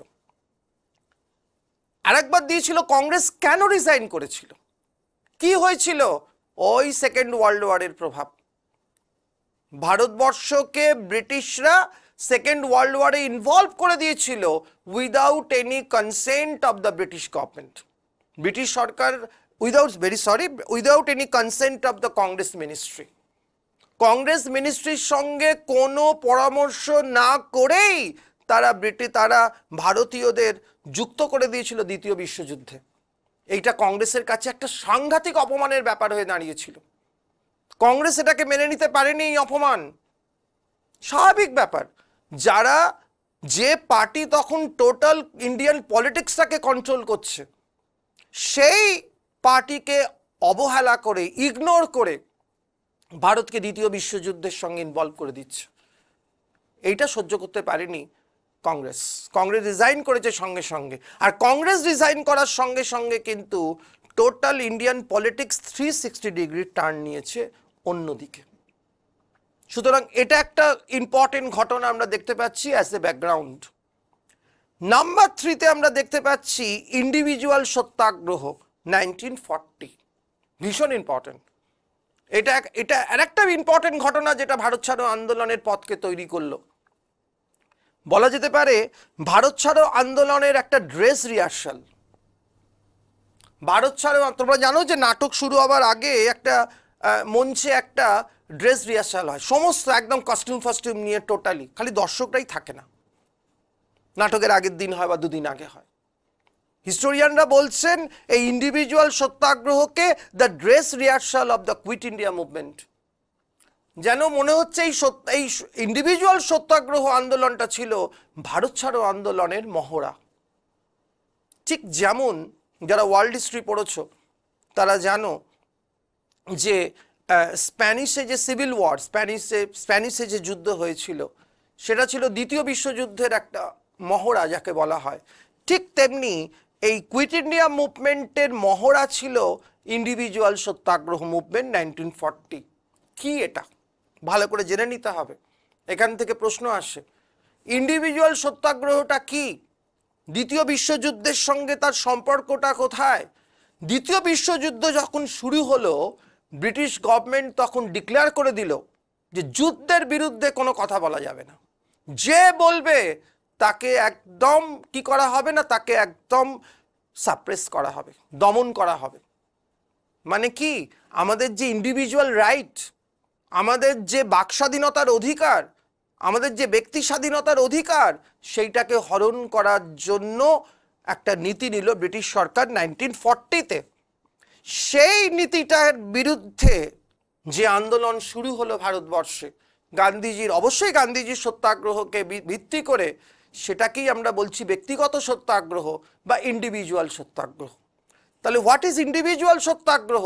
ইন্ডিভিজুয়াল সত্যাগ্রহ হলো সেই সত্যাগ্রহ আন্দোলন যে সত্যাগ্রহটা শুরু হয়েছিল 40-এ এই বাক স্বাধীনতার অধিকার কেড়ে নেওয়ার বিরুদ্ধে। ইন্ডিভিজুয়াল সত্যাগ্রহ, এখান থেকে সালটা তো সবচেয়ে বেশি ইম্পর্টেন্ট। আর একটা জিনিস তোমাদের মনে রাখতে হবে, তিনটে নাম ভালো করে একটু তোমাদের নোট ডাউন করতে হবে। কারা কারা ইন্ডিভিজুয়াল সত্যাগ্রহে ছিলেন, একসঙ্গে নয়, পরপর। ফার্স্ট ইন্ডিভিজুয়াল সত্যাগ্রহ করলেন গান্ধীজির শিষ্য বিনোবা ভাবে, 1940-তেই, 40-এই করলেন। এবং বিনোবা ভাবে একজন বিখ্যাত মানুষ, গান্ধীজির শিষ্য ছিলেন। পরবর্তীকালে ভুদান আন্দোলন বলে যে আন্দোলনটা হয়েছিল, সেই আন্দোলনের অন্যতম নেতা ছিলেন তিনি। সেই বিনোবা ভাবে, এই বিনোবা ভাবে শুরু করেছিলেন ইন্ডিভিজুয়াল সত্যাগ্রহ মুভমেন্ট 1940-তে। এবং এই সত্যাগ্রহ আন্দোলনটা, এই বিনোবা ভাবের আন্দোলনটা শুরু হয়েছিল মহারাষ্ট্রের একটা জায়গা, পৌনার। পৌনার বলে একটা জায়গা আছে মহারাষ্ট্রে। এই পৌনার থেকে তিনি শুরু করেছিলেন তার আন্দোলন, এই ইন্ডিভিজুয়াল সত্যাগ্রহ। এই ইন্ডিভিজুয়াল সত্যাগ্রহের যে প্রভাবটা বা ধারাবাহিকতাটা, এইটা বিনোবা ভাবের থেকে গেল কার হাতে? জওহরলাল নেহেরু। পরীক্ষায় প্রশ্ন দেয়, who was the second individual satyagrahi, who was the first individual satyagrahi? First বললে বিনোবা ভাবে। বিনোবা ভাবের পরে এই আন্দোলনটাকে নেতৃত্ব দিলেন জওহরলাল নেহেরু 40-তেই। আবার জওহরলাল নেহেরুর পর এই আন্দোলনের নেতৃত্ব পেলেন ব্রহ্মদত্ত বলে আরেকজন, ব্রহ্মদত্ত। তাহলে তিনজন এই আন্দোলনকে পরিচালনা করলেন। প্রথমে বিনোবা ভাবে, তারপর জওহরলাল নেহেরু, তারপর করলেন যিনি, তিনি হচ্ছেন ব্রহ্মদত্ত। তাহলে ইন্ডিভিজুয়াল সত্যাগ্রহ একটা ইম্পর্টেন্ট রোল প্লে করলো এখানে। 4 নম্বর ঘটনাটা দেখো, এটা আর একটা ধারা বলতে পারি জাতীয় আন্দোলনের। সুভাষচন্দ্র বোস, গান্ধীজি একটা ধারা, সুভাষ বোস আর একটা ধারা। সুভাষ বোস তার এলগিন রোডের রেসিডেন্স থেকে ছদ্মবেশে পালাচ্ছেন। Subhash Chandra Bose left his Elgin Road residence in 1941, 1941-এ। তোমরা জানো এই ঘটনাটাকে ইংরেজিতে বলে দ্য গ্রেট এসকেপ, 1941। আর এটাকে বাংলায় বলে মহাবিনিষ্ক্রমণ। তোমরা জানো গৌতম বুদ্ধের গৃহত্যাগকে বলা হয়েছিল মহাবিনিষ্ক্রমণ, আমরা সবাই পড়েছি। এই যে সুভাষ বোসের যে গৃহত্যাগ 1941-এ, এই গৃহত্যাগের ঘটনাটাকে বলা হয় মহাবিনিষ্ক্রমণ। কেন তিনি গৃহত্যাগ করছেন? তিনি গৃহত্যাগ করছেন তার একটা উদ্দেশ্যকে চরিতার্থ করার জন্য। সুভাষ বোস তারা উদ্দেশ্যকে চরিতার্থ করার জন্য তিনি গৃহত্যাগ করছেন। সুভাষ বোসের উদ্দেশ্য কি ছিল? সুভাষ বোসের আইডিওলজি কি ছিল? গান্ধীজির একটা আইডিওলজি ছিল, সত্যাগ্রহ, নন ভায়োলেন্স। সুভাষ বোস কোন আইডিওলজি নিয়ে আন্দোলনে লড়লেন? সুভাষ বোসের লক্ষ্য ছিল একদম ডিফারেন্ট। তার চিন্তাধারাটা ছিল কি না, দ্বিতীয় বিশ্বযুদ্ধটাকে আমাদের কাজে লাগাতে হবে। এটা আমাদের গোল্ডেন টাইম ভারতকে স্বাধীন করার। একটা সুবর্ণ সুযোগ এসছে আমাদের হাতে, এই সুযোগটাকে হারালে আমাদের চলবে না। আমাদের এটাকে বাস্তবায়িত করতেই হবে। তিনি কি বললেন যে তার উদ্দেশ্য কি হবে? যারা ভারত স্বাধীন হবে কিভাবে? বিদেশি সাহায্য নিয়ে, বিদেশি সাহায্য নিয়ে, বিদেশি শক্তির সাহায্য নিয়ে ভারতের বাইরে থেকে ভারত স্বাধীন হবে। সুভাষ বোসের যে এত অ্যাক্টিভিটি, সেই অ্যাক্টিভিটির পেছনে যে মূল উদ্দেশ্যটা, সেটা হলো ভারতকে স্বাধীন করা বিদেশি শক্তির সাহায্যে। একদম নতুন কনসেপ্ট। এবং ভারত স্বাধীন হবে ভারতের ভেতর থেকে নয়, ভারতের বাইরে থেকে। এই যে আদর্শটা, এটা চরিতার্থ করার জন্যই কোন বিদেশি শক্তির সাহায্য নেওয়া হবে? কোন বিদেশি শক্তির সাহায্য নেবে ভারতবর্ষ? ভারতবর্ষকে স্বাধীন করার জন্য যারা ব্রিটিশদের এগেনস্টে লড়ছে দ্বিতীয় বিশ্বযুদ্ধে, মানে মেনলি জাপান, ইটালি যারা লড়ছে, জার্মানি, তাদের সাহায্য নিয়ে ভারত স্বাধীন হবে। তাদের সাহায্য নেবার জন্যই ভারত ত্যাগ করলেন তোমার সুভাষ বোস। এটা একটা টার্নিং পয়েন্ট আমাদের জাতীয় আন্দোলনে, ভারত ছাড়ো আন্দোলন শুরু হওয়ার আগে। এই ঘটনাটা কিন্তু আমাদের জাতীয় আন্দোলনকে ভীষণভাবে প্রভাবিত করলো। জাতীয় আন্দোলনের ধারাটাকে একটা অন্যদিকে ঘুরিয়ে দিল, যে বিদেশি সাহায্য নিয়ে আমরা স্বাধীন হব। আর নেক্সট ঘটনাটা, যেটা একেবারে আমরা বলতে পারি একদম ডাইরেক্ট কজ, যে ঘটনাটা ক্রিপস মিশনের failure of the Cripps mission 1942।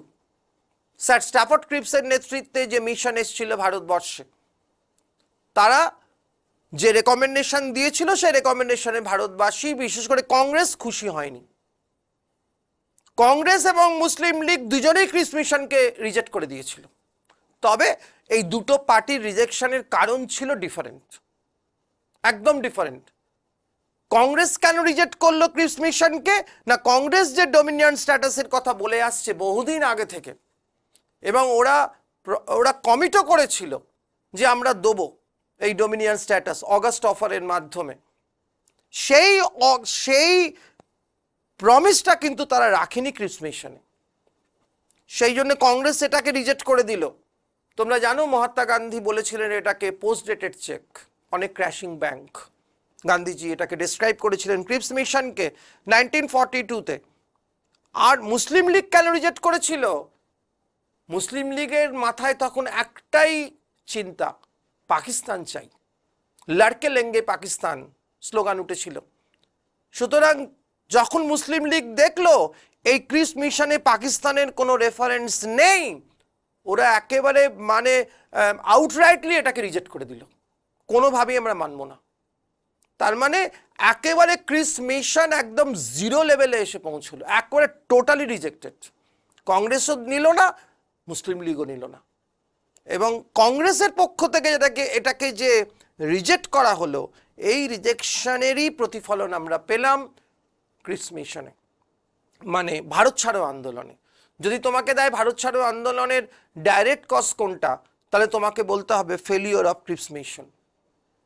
BCS প্রিলিতে প্রশ্ন এসেছিল যে after the failure of Cripps mission which movement was started.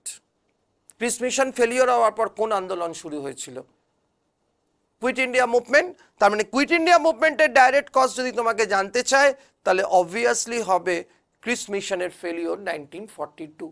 সুতরাং এই ঘটনাগুলো আস্তে আস্তে ভারত ছাড়ো আন্দোলনের পথটাকে তৈরি করলো, এবং গান্ধীজি বুঝতে পারলেন যে এই মুহূর্তে যদি ব্রিটিশরা ভারত ছেড়ে না যায়, তাহলে কিন্তু ভারতীয়দের পতন অনিবার্য। নেক্সট আমরা আসবো এবার, দেখো আর একটা জায়গায়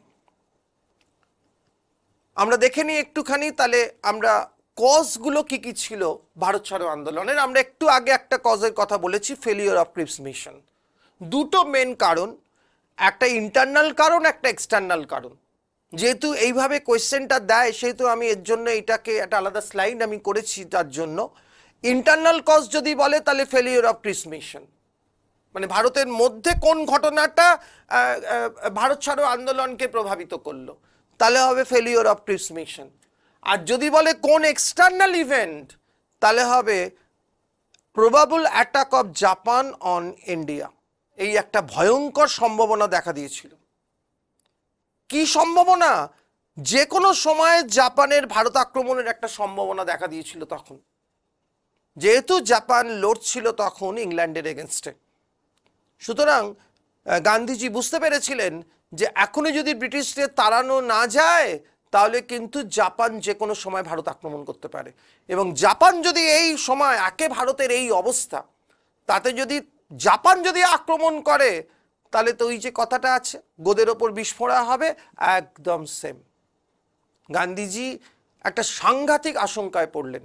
তিনি বললেন এক্ষুনি এক্ষুনি ব্রিটিশদের ভারত ছাড়তে হবে, তার জন্য আমাদের যা যা করার দরকার আমরা তাই তাই করব, এবং স্লোগান তুললেন করো ইয়া মারো, ডু আর ডাই, স্বাধীনতা আমাদের চাই। ওকে, তাহলে আমরা দুটো কজ দেখতে পাচ্ছি, একটা ইন্টারনাল একটা external. Internal cause Cripps mission, external cause probable attack of Japan on India. Next আমরা আসবো, এবার দেখো এই কোয়েশ্চেনগুলো তোমরা জানো খুব দেয়।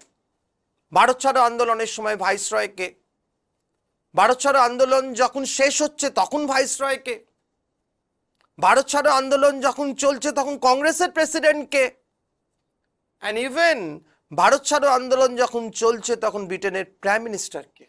এই ধরনের প্রশ্ন তোমরা যারা পরীক্ষা দাও তারা পেয়েছো, এই ধরনের প্রশ্ন সবসময় আসে। এই জন্য আমাদের এটা দেখে নিতে হবে একটু। যখন আন্দোলন শুরু হচ্ছে 42-তে তখন লর্ড লিনলিথগো আমাদের ভাইসরয় ভারতবর্ষের, যখন এই মুভমেন্ট শেষ হচ্ছে 1944-এ তখন আমাদের ভাইসরয় লর্ড ওয়াভেল, বিখ্যাত ভাইসরয় লর্ড ওয়াভেল। কংগ্রেসের প্রেসিডেন্ট তখন মৌলানা আবুল কালাম আজাদ। এখানে একটা কথা আমার বলার আছে, আমি একটু আগে বলেছি 42-তে কিন্তু কংগ্রেসের সেশন হয়নি, 41 to 45 there was no session। আমি একটু আগেই বলছিলাম যে সময়টাকে বলা হয় সেশন হলিডে। এই সেশন হলিডের সময় কংগ্রেসের সেশন হয়নি ঠিক কথাই অফিসিয়ালি, কিন্তু আনঅফিসিয়ালি 41 to 45 কন্টিনিউ করেছিলেন as a president Maulana Abul Kalam Azad. সেই জন্য যদি বলে কংগ্রেস প্রেসিডেন্টকে এই সময় বলতে হবে মৌলানা আবুল কালাম আজাদ, কংগ্রেসের সভাপতি তখন। আর ব্রিটিশ প্রাইম মিনিস্টার তখন সেই বিখ্যাত মানুষ উইনস্টন চার্চিল, তখন ব্রিটেনের প্রাইম মিনিস্টার হিসেবে কাজ করছেন এই ভারত ছাড়ো আন্দোলনের সময়। তাহলে এই ব্যাপারগুলো একটু খেয়াল রাখতে হবে। অলরেডি প্রথমটা বিসিএস পিডিতে দিয়েছে, ভারত ছাড়ো আন্দোলনের সময় কে ভাইসরয় ছিলেন, এটা এসছে অলরেডি। এগুলোও যে কোনো সময় আসতে পারে ভারত ছাড়ো আন্দোলনের জন্য, এটা আমাদের ভালো করে দেখে রাখতে হবে। নেক্সট আমরা আসবো এবার, ওই যে বলছিলাম যে বিভিন্ন কারণে আমরা কুইট ইন্ডিয়া মুভমেন্টকে বলতে পারি একটা এক্সেপশনাল মুভমেন্ট। আমি বিভিন্ন স্লাইড দেখাতে দেখাতে বলছিলাম কোন কোন দিক থেকে এই আন্দোলনটা একটু অন্য রকম, একটু অন্য ধরনের, একটু অন্য চরিত্রের। আমরা আবার একটা এক্সেপশনাল দেখছি, রোল অফ নারী শক্তি, উইমেন এম্পাওয়ারমেন্ট। আমরা যে শব্দটা এখন সব সময় ইউজ করি, উইমেন এম্পাওয়ারমেন্ট, এই উইমেন এম্পাওয়ারমেন্টের চূড়ান্ত নিদর্শন আমরা দেখেছি ভারত ছাড়ো আন্দোলনে। একদম যাকে বলা হয় নারী শক্তি জাগরণের ক্লাইম্যাক্স ভারত ছাড়ো আন্দোলন। আমরা এর আগে প্রচুর আন্দোলনে দেখেছি মহিলাদের অংশগ্রহণ। ইভেন একটা প্রশ্ন দেয় সবচেয়ে বেশি মহিলাদের অংশগ্রহণ কোন আন্দোলনে ছিল। আমরা দেখেছি মহিলাদের ইম্পর্টেন্ট অংশগ্রহণ, সবচেয়ে বেশি সংখ্যক মহিলা অংশগ্রহণ করেছিল আইন অমান্য আন্দোলনে, এই প্রশ্নটা দেয়। কিন্তু ভারত ছাড়ো আন্দোলনে নারী এলো অ্যাজ এ শক্তি হিসেবে, একটা পাওয়ার হিসেবে কাজ করলো। ওই যে গান্ধীজি বলেছিলেন যে আমার মন্ত্রটাই হলো আমার পাওয়ার, এই নারীরা এই আন্দোলনে একটা পাওয়ার হিসেবে কাজ করলো, নারী শক্তি হিসেবে কাজ করলো অ্যাজ এ পাওয়ার। এবং সেখানে আমরা দেখলাম প্রচুর পরিমাণে মহিলারা ইম্পর্টেন্ট রোল প্লে করলো এই আন্দোলনে বিভিন্নভাবে। নারী শক্তি জাগরণ দেখলাম আমরা। শুধু নারীদের ভূমিকা নয়, নারীরা এখানে, নারীরা তো এর আগে অনেক আন্দোলনে যোগদান করেছে। নারীদের ভূমিকা আমরা জানি জাতীয় আন্দোলনে সাংঘাতিক। এবং এই কোশ্চেনটা দায় তোমাদের বলে দিই, যে কোন বিপ্লবী দলে সবচেয়ে বেশি সংখ্যক মহিলা ছিল, সেখানে উত্তর হবে কোনটা? ওই সূর্য সেনের যে দলটা চট্টগ্রামের, Republican army, Indian Republican army, সবচেয়ে বেশি সংখ্যক মহিলা বিপ্লবী ছিলেন সেই দলে। সুতরাং মহিলাদের অংশগ্রহণ নিয়ে কোনো সন্দেহ নেই, কিন্তু নারীরা শক্তি হিসেবে জাগরিত হলো, as a power, women as a power, সেটা আমরা প্রথম দেখলাম ভারত ছাড়ো আন্দোলনে। আমরা দেখে নেব এই নারী শক্তি হিসেবে কারা কারা ছিলেন সেই আন্দোলনের মেন ড্রাইভিং ফোর্স। প্রথমে যে নামটা আমরা দেখতে পাচ্ছি, অল ইন্ডিয়া লিডার হিসেবে আত্মপ্রকাশ করেছিলেন এই আন্দোলনে অরুণা আসফ আলী। অরুণা আসফ আলী ইনি হচ্ছেন ভারত ছাড়ো আন্দোলনের সবচেয়ে বড় নেত্রী। এই অরুণা আসফ আলীকে বলা হয় grand old lady of Indian independence movement. Grand old lady of Indian independence movement, একে এই আখ্যাটা দেয়া হয়েছে অরুণা আসফ আলীকে। আমি একটু বলে দিই এই অরুণা আসফ আলী সম্পর্কে। অরুণা আসফ আলী নামটা দেখে মনে হচ্ছে ইনি একজন মুসলিম, কিন্তু actually she was Aruna Ganguly. আসল নাম ছিল অরুণা গাঙ্গুলি। বিবাহ করেছিলেন কংগ্রেসের একজন বিখ্যাত নেতা আসফ আলীকে। এই আসফ আলী, এর সম্পর্কে তোমাদের একটু জেনে রাখতে হবে। এই আসফ আলীকে বিবাহ করার পর তিনি পুরো নামটা নিয়েছিলেন অরুণা আসফ আলী। বুঝতে পারছো? অরুণা গাঙ্গুলি অ্যাকচুয়ালি ভদ্রমহিলা কানপুরে থাকতেন, কানপুরের মহিলা তিনি, অরুণা গাঙ্গুলি। এই আসফ আলী ছিলেন একজন বিখ্যাত লয়ার, এবং জাতীয় আন্দোলনে আসফ আলীর সবচেয়ে বড় ভূমিকাটা ছিল এটাই, ভগৎ সিং এবং বটুকেশ্বর দত্ত যখন পার্লামেন্টে বোমা ছুঁড়েছিলেন, সেই সময় ভগৎ সিংয়ের হয়ে কেসটা লড়েছিলেন যিনি, তিনি হচ্ছেন এই আসফ আলী। এবং এই যে অরুণা গাঙ্গুলি, এই আসফ আলীর প্রতি একটা শ্রদ্ধা অরুণা গাঙ্গুলির, এইটা কিন্তু এসেছিল এই ঘটনাটা থেকে, যেখানে অনেক ভারতীয় নেতৃবৃন্দ যেখানে ভগৎ সিংয়ের বিরোধিতা করেছিলেন, সেই জায়গায় দাঁড়িয়ে আসফ আলী এই কেসটাকে লড়েছিলেন এই ভগৎ সিংয়ের হয়ে। এই ঘটনাটা কিন্তু অরুণা গাঙ্গুলিকে ভীষণভাবে অনুপ্রাণিত করেছিল এবং একটা শ্রদ্ধা জাগিয়ে তুলেছিল আসফ আলী সম্পর্কে। এবং অরুণা গাঙ্গুলি তখন ঠিকই করে ফেলেছিলেন যে তিনি তাকে বিবাহ করবেন। এবং এই যে ভালোবাসাটা এসছিল, এটা এসছিল কোত্থেকে? এই মানুষটার প্রতি শ্রদ্ধা থেকে, একটা শ্রদ্ধা মিশ্রিত ভালোবাসা যেটাকে আমরা বলি। এবং এই বিবাহ নিয়ে প্রচুর বিতর্ক হয়েছে, এবং শোনা যায় অরুণা গাঙ্গুলিকে ত্যায্য কন্যা করেছিল ওনার পরিবার থেকে, যে একজন মুসলিমকে বিবাহ করবে সে। তখন ওকে দুটো অপশন দেওয়া হয়েছিল, নয় তুমি বাড়িতে থাকো, নইলে তুমি ত্যায্য কন্যা হও। ওই সেকেন্ড অপশনটা বেছে নিয়েছিল। এবং এই নিয়ে মহাত্মা গান্ধীর কাছেও এরা এসেছিলেন এই বিবাহ সম্পর্কে, এবং মহাত্মা গান্ধীও তাদের এইভাবে সমর্থন করেছিলেন। এবং অরুণা আসফ আলী সেই সময় থেকেই একটা ঐতিহাসিক ব্যক্তিত্বে পরিণত হয়েছিলেন অরুণা গাঙ্গুলি। অরুণা গাঙ্গুলি থেকে অরুণা আসফ আলীতে তার উত্তরণ, এটা একটা সাংঘাতিক ঐতিহাসিক ঘটনা, আমরা তার সাক্ষী হয়ে আছি। আমি অরুণা আসফ আলীর আর একটা টাইটেল বলবো, সেটাও তোমাদের জেনে রাখতে হবে। অরুণা আসফ আলীকে বলা হয় the heroine of quit India movement. Aruna Asaf আলীকে যেমন grand old lady of Indian independence movement বলা হয়, তেমনি তাকে আবার একই সঙ্গে বলা হয় যে তাকে বলা হয় heroine of quit India movement, Bharat ছাড়ো আন্দোলনের বীরঙ্গনা, এটাও তাকে বলা হয়। এই টাইটেলটাও তাকে দেওয়া হয়েছিল।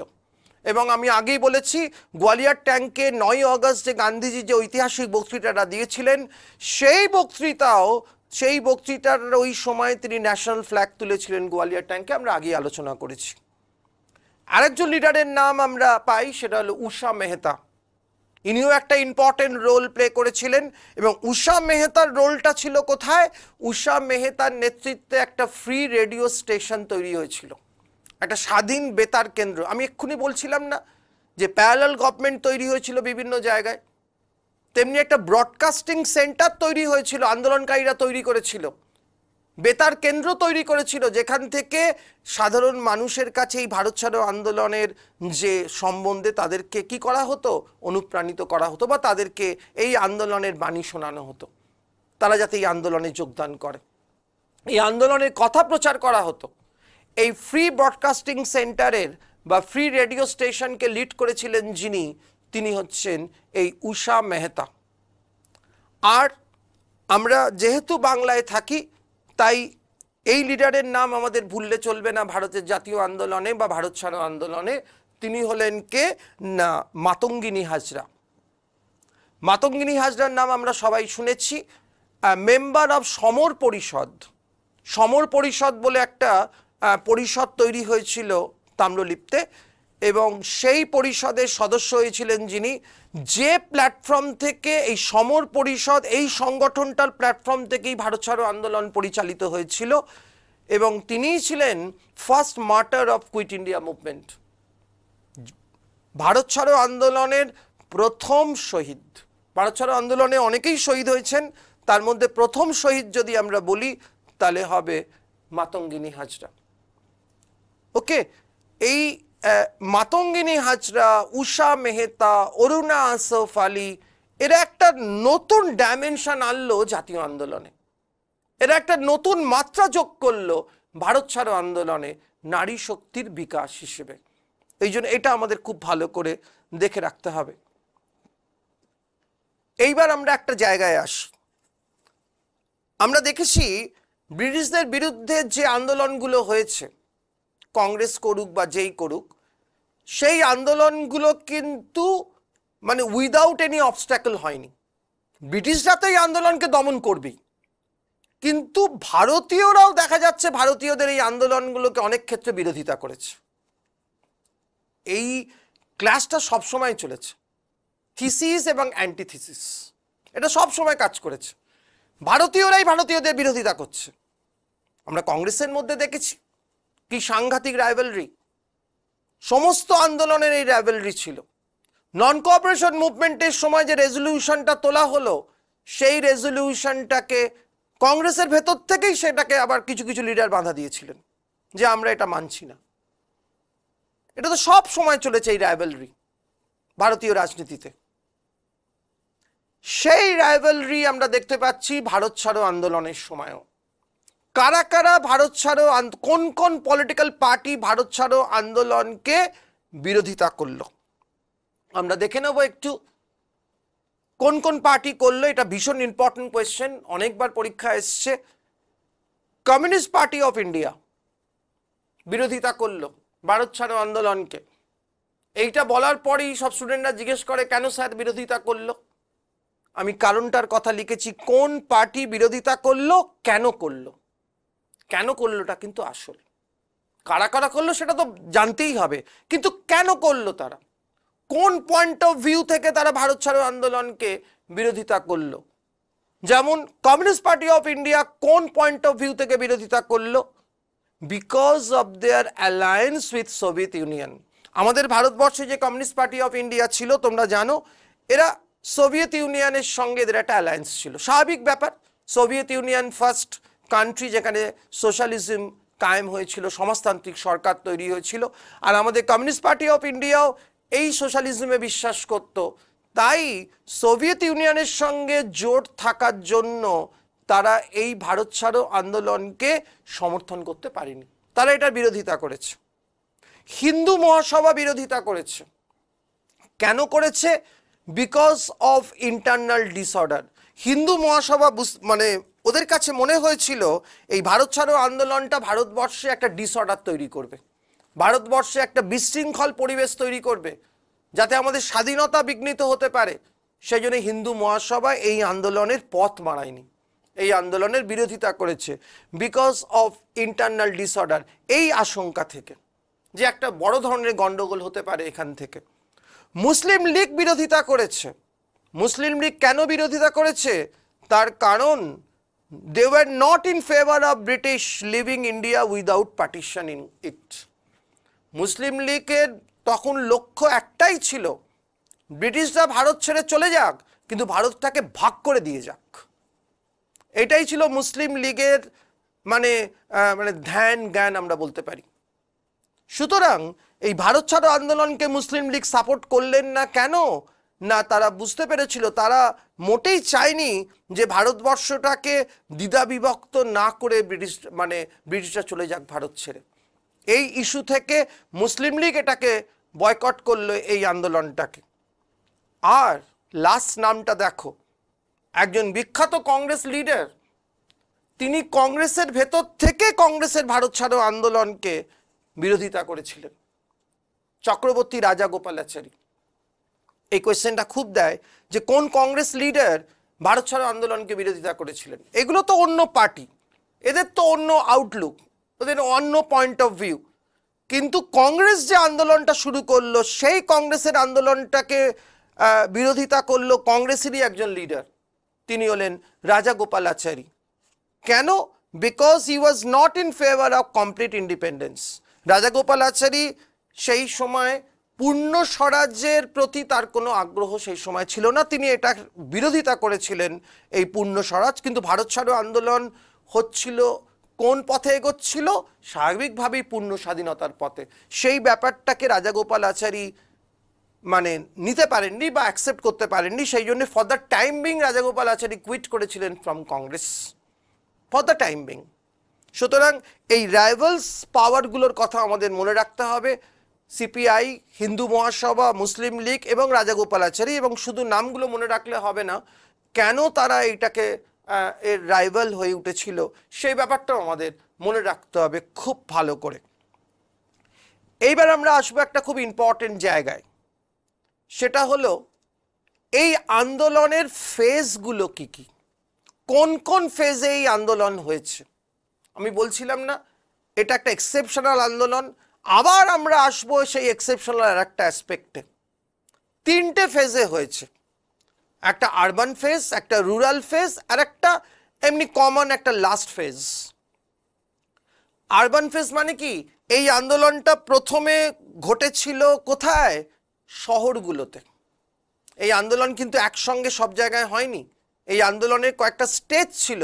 প্রথমে ভারত ছাড়ো আন্দোলনটা শুরু হলো শহরগুলোতে, শহর থেকে চলে এলো রুরাল এরিয়াগুলোতে, রুরাল ফেজ, আর সেখান থেকে এলো একদম শেষ পর্যায়ে ফাইনাল ফেজ, যেটাকে আমরা বলতে পারি আরবান ফেজে। বৈশিষ্ট্য কি ছিল?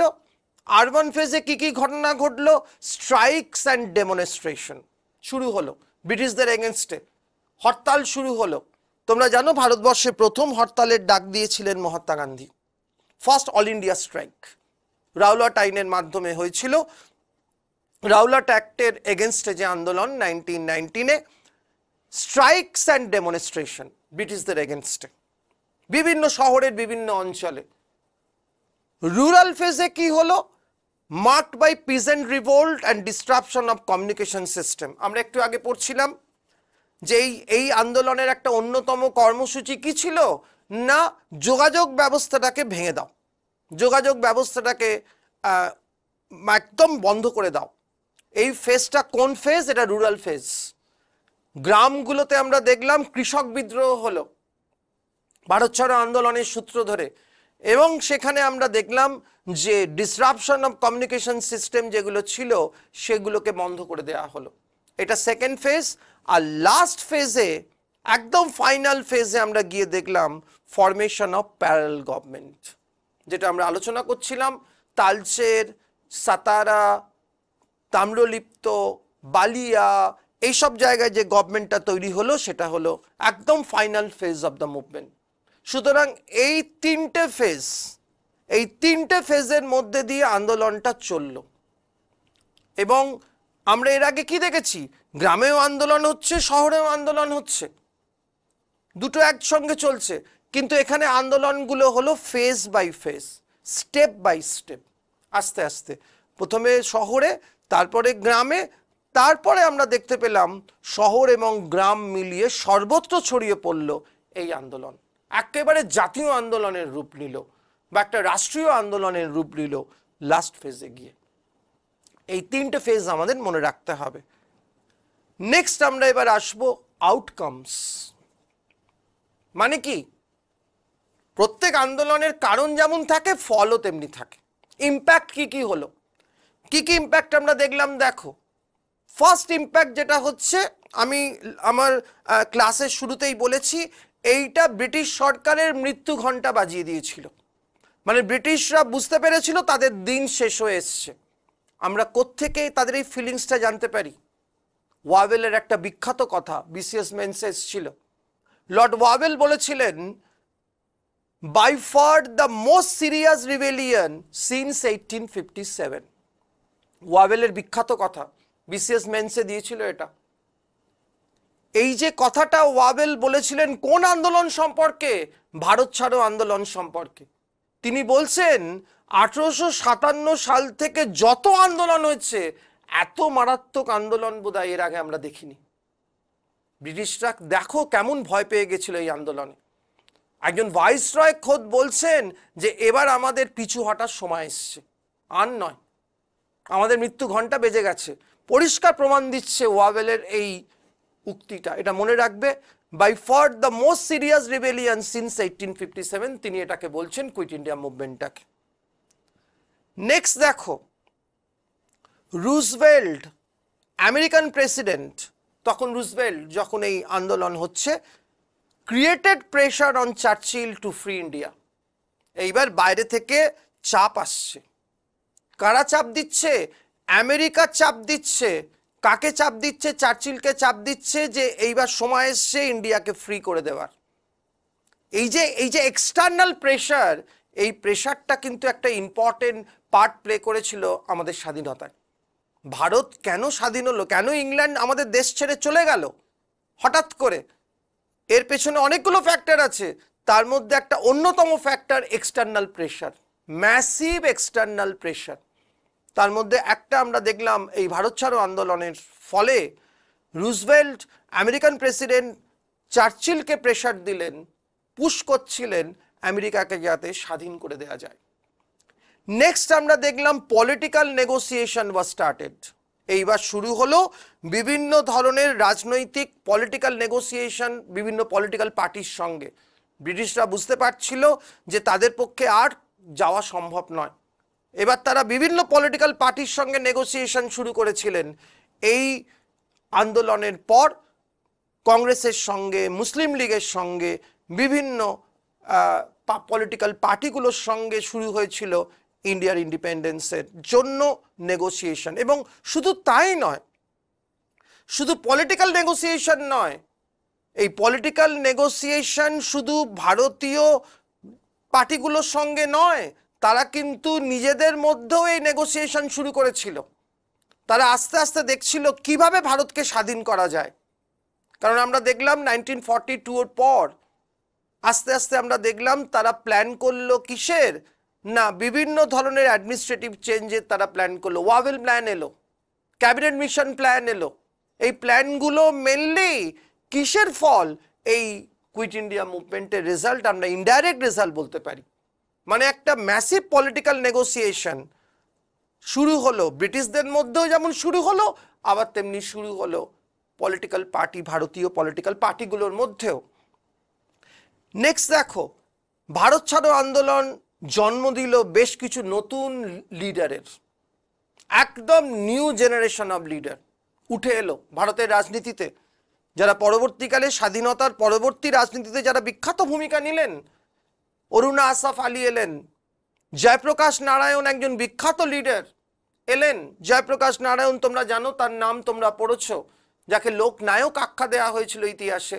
জয়প্রকাশ নারায়ণ দুটো বিখ্যাত বই লিখেছিলেন, হোয়াই সোশ্যালিজম আর ABC অফ সোশ্যালিজম।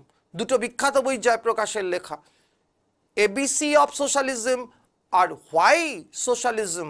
সেই জয়প্রকাশ নারায়ণ ভারতের ইন্ডিয়ান পলিটিক্সের একজন ইম্পর্টেন্ট লিডার, তার এমার্জেন্স হলো এটার মধ্য দিয়ে।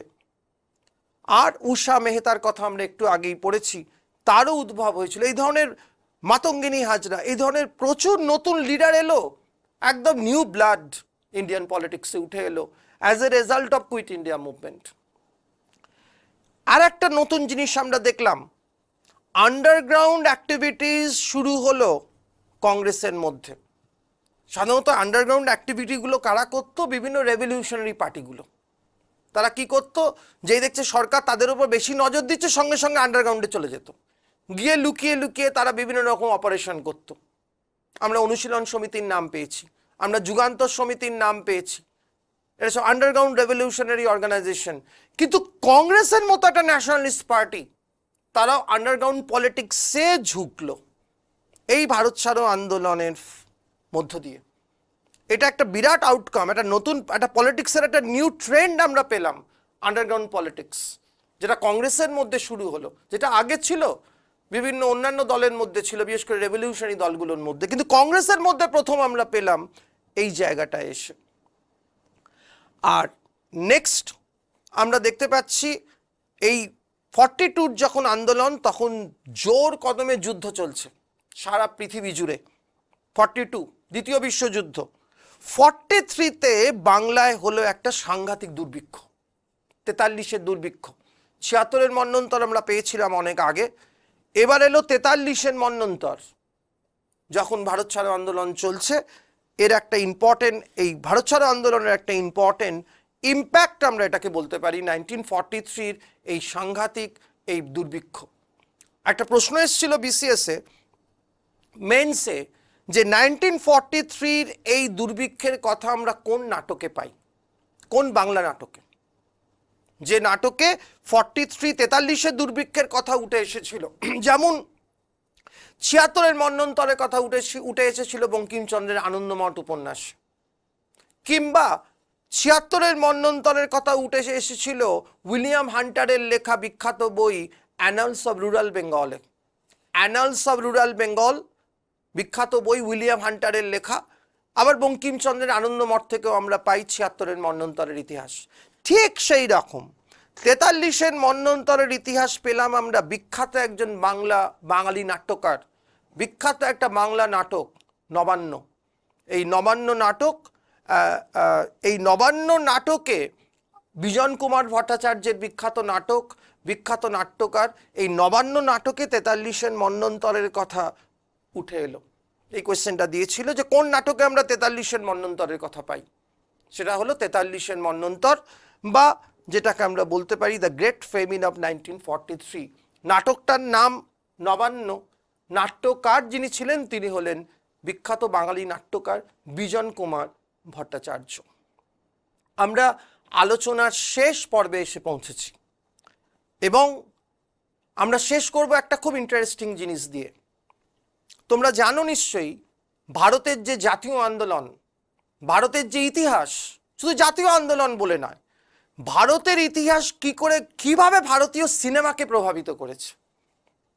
আমি সেই রিলেশনটা এবার যাব আমার লাস্ট স্লাইডে। মানে কিভাবে ভারতবর্ষের ইতিহাসের বিভিন্ন ঘটনাগুলো ইন্ডিয়ান সিনেমাকে প্রভাবিত করেছে। সম্রাট অশোক থেকে শুরু করে, অশোক কেন, আমি তার আগেও বলতে পারি মহেঞ্জোদারো, হরপ্পা মহেঞ্জোদারো থেকে শুরু করে একেবারে স্বাধীনতা অর্জন পর্যন্ত প্রচুর টপিক আছে যা নিয়ে ভালো ভালো সিনেমা হয়েছে ভারতবর্ষে, ইন্ডিয়ান সিনেমা। মানে আমি বলতে চাইছি ইন্ডিয়ান সিনেমা কিভাবে ইন্ডিয়ান পলিটিক্সকে বা ভারতীয় রাজনীতিকে, ভারতের স্বাধীনতা সংগ্রামকে, ভারতের ইতিহাসকে, প্রাচীন ভারতের ইতিহাস, মধ্যযুগের ইতিহাস, আধুনিক যুগের ইতিহাসকে প্রভাবিত করেছে। আকবরকে নিয়ে সিনেমা হয়েছে, শিবাজিকে নিয়ে সিনেমা হয়েছে, প্রচুর টপিক, সিপাহী বিদ্রোহকে নিয়ে সিনেমা হয়েছে। আমরা আজকে দেখব আমাদের যে টপিক অফ ডিসকাশন আজকে ভারত ছাড়ো আন্দোলন, সেই ভারত ছাড়ো আন্দোলন কিভাবে ইন্ডিয়ান সিনেমাকে প্রভাবিত করেছে, ইন্ডিয়ান সিনেমা কিভাবে ভারত ছাড়ো আন্দোলনকে দেখেছে, এই আন্দোলনের ওপর তৈরি হয়েছে সব ঐতিহাসিক সিনেমা। আমি কিছু এক্সাম্পলে আসব। এই ধরনের কোয়েশ্চেন কিন্তু এখন আসছে। তোমাকে একটা আন্দোলনের নাম দিয়ে বলবে নিচের এই সিনেমাটা বা এই বইটা কোন আন্দোলনের, এই বইয়ের মধ্যে এই আন্দোলনটার কথা কোন বইয়ের মধ্যে আছে, কোন সিনেমার মধ্যে আমরা দেখতে পাই। কোয়েশ্চেনের ট্রেন্ড চেঞ্জ হচ্ছে। তো আমরা আমাদের লাস্ট স্লাইডে আমরা আসব কুইট ইন্ডিয়া মুভমেন্ট কিভাবে ভারতীয় সিনেমাকে প্রভাবিত করলো। এরকম কিছু ইম্পর্টেন্ট সিনেমার কথা আমরা আসব যেগুলো ভারত ছাড়ো আন্দোলনকে ভীষণভাবে প্রভাবিত করেছিল। দেখো, মুভিজ অন দ্য মুভমেন্ট, কি কি আন্দোলন, কি কি সিনেমা আমরা দেখতে পাচ্ছি। কিসমত 1943-তে রিলিজ করেছিল, জ্ঞান মুখার্জি ডিরেকশন দিয়েছিলেন এই সিনেমায়, কিসমত। 1943, বুঝতে পারছো, তখন ফুল ফ্লেজে ভারত ছাড়ো আন্দোলন চলছে। সেই সময় এই ভারত ছাড়ো আন্দোলনকে নিয়ে সিনেমা আমরা দেখতে পাচ্ছি, যেটা কিসমত জ্ঞান মুখার্জি করেছিলেন। এবং এই সিনেমায় একটা গান ছিল। সেই সময় ভারতীয় সিনেমায় একটা ইম্পর্টেন্ট রোল প্লে করেছিলেন কবি প্রদীপ বলে একজন, যিনি গান লিখতেন, সিনেমার গান লিখতেন। সেই কবি প্রদীপের লেখা একটা বিখ্যাত গান, সেই গানটা হচ্ছে দূর হাটো এ দুনিয়া ওয়ালো। এই কিসমত সিনেমাতে এই গানটা ভীষণ একটা ইম্পর্টেন্ট রোল প্লে করেছিল, দূর হাটো এ দুনিয়া ওয়ালো। এবং এই গানটা সেই সময় মানে আন্দোলনকারীদের মধ্যে একটা, কি বলবো, একটা প্রচণ্ড উদ্দীপনা এনেছিল ব্রিটিশদের এগেনস্টে এই গান দূর হাটো এ দুনিয়া ওয়ালো।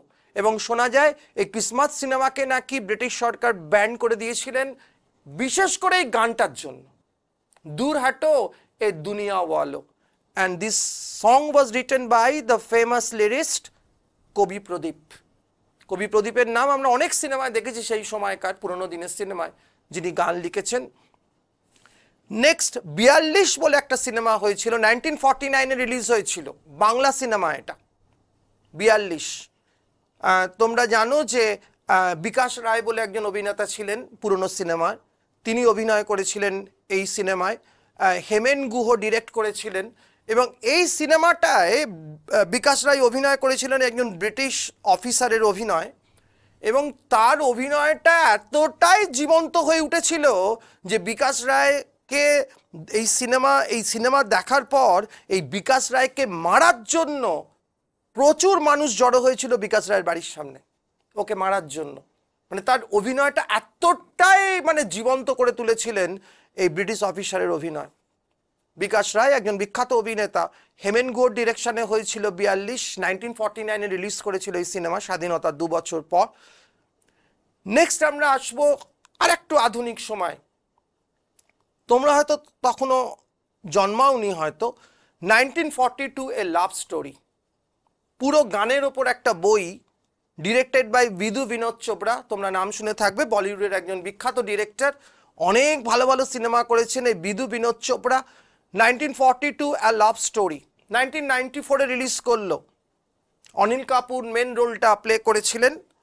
এবং এই সিনেমার একটা বিশেষত্ব ছিল ভারত ছাড়ো আন্দোলনকে নিয়ে। ভারত ছাড়ো আন্দোলনটা এটার একটা আন্ডার কারেন্ট এই সিনেমার, বলতে পারি। এবং এই সিনেমাতে মিউজিক ডিরেকশন দিয়েছিলেন আর.ডি. বর্মন। এবং আর.ডি. বর্মন, এবং আনফর্চুনেটলি এই ছবিটা রিলিজ করার আগেই আর.ডি. বর্মন মারা গেছিলেন। মানে আর.ডি. বর্মন একটা মেমোরেবল মিউজিক ক্রিয়েট করে গেছিলেন এই সিনেমায়। আজও এই গানগুলো আমাদের কানে বাজে। এই সিনেমার গান 1994-এ রিলিজ করেছিল 1942 এ লাভ স্টোরি। এবং আরেকটা কথা তোমাদের জেনে রাখতে হবে, এই 1942 লাভ স্টোরিতেই প্রথম ডলবি এফেক্ট ইউজ হয়েছিল ইন্ডিয়ান সিনেমায়। আমরা যে এখন দেখি না সব সিনেমাতেই ডলবি সাউন্ডের এফেক্ট, এবং এটা ফার্স্ট ইউজ আমরা দেখতে পাচ্ছি কোথায় না, এই 1942 এর লাভ স্টোরি। কিন্তু আনফর্চুনেটলি রাহুল দেব বর্মন এই সিনেমা রিলিজ দেখে যেতে পারেননি। 42-কে নিয়ে একটা মিউজিক্যাল স্টোরি। ওকে, এইবার আমরা আসবো এমন একটা সিনেমার কথায় যেটা এখনো রিলিজ করেনি কিন্তু তৈরি হয়ে গেছে সিনেমা। এটা ওটিটি প্ল্যাটফর্মে রিলিজ করবে এই সিনেমাটা, ইয়ে ওয়াতন মেরে ওয়াতন। ইয়ে ওয়াতন মেরে ওয়াতন সিনেমাটার নাম। ডিরেক্ট করেছেন কানন আয়ার বলে একজন সাউথ ইন্ডিয়ান ডিরেক্টর। ইয়ে ওয়াতন মেরে ওয়াতন মানে এ দেশ আমার দেশ। এই সিনেমাটা হলো সেই বিখ্যাত লিডারের বায়োপিক, যার কথা আমরা বারবার আলোচনা করছিলাম একটু আগে, উষা মেহতা। এই উষা মেহতার বায়োপিক ছবি তৈরি হয়ে গেছে, এখনো কিন্তু রিলিজ প্ল্যাটফর্মে আসেনি, ওটিটি প্ল্যাটফর্মে রিলিজ করবে এই সিনেমাটা। এবং তোমরা শুনলে অবাক হবে, এই সিনেমায় এই উষা মেহতার রোল যিনি করছেন তিনি একজন খুব পরিচিতা একজন মহিলা, সারা আলি খান। সারা আলি খান এই অভিনয়টা করছেন। এবং সারা আলি খান নিজে ইন্টারভিউতে বলছেন যে এটা তার কাছে প্রথম একটা চ্যালেঞ্জিং ক্যারেক্টার, যে উষা মেহতার ক্যারেক্টারকে তিনি করতে পেরেছেন, এটা তার কাছে একটা বিশাল ব্যাপার। উষা মেহতা রোলটা করছেন সারা আলি খান, এই ইয়ে বাতন মেরে বাতন এই সিনেমাটা, এটাও 42 আন্দোলনের উপর তৈরি হয়েছে এই বিখ্যাত সিনেমা। সুতরাং সিনেমা যে কিভাবে আমাদের ইন্ডিয়ান সিনেমাকে বা ইন্ডিয়ান ফিল্মকে কিভাবে প্রভাবিত করেছে তার প্রমাণ আমরা দেখলাম।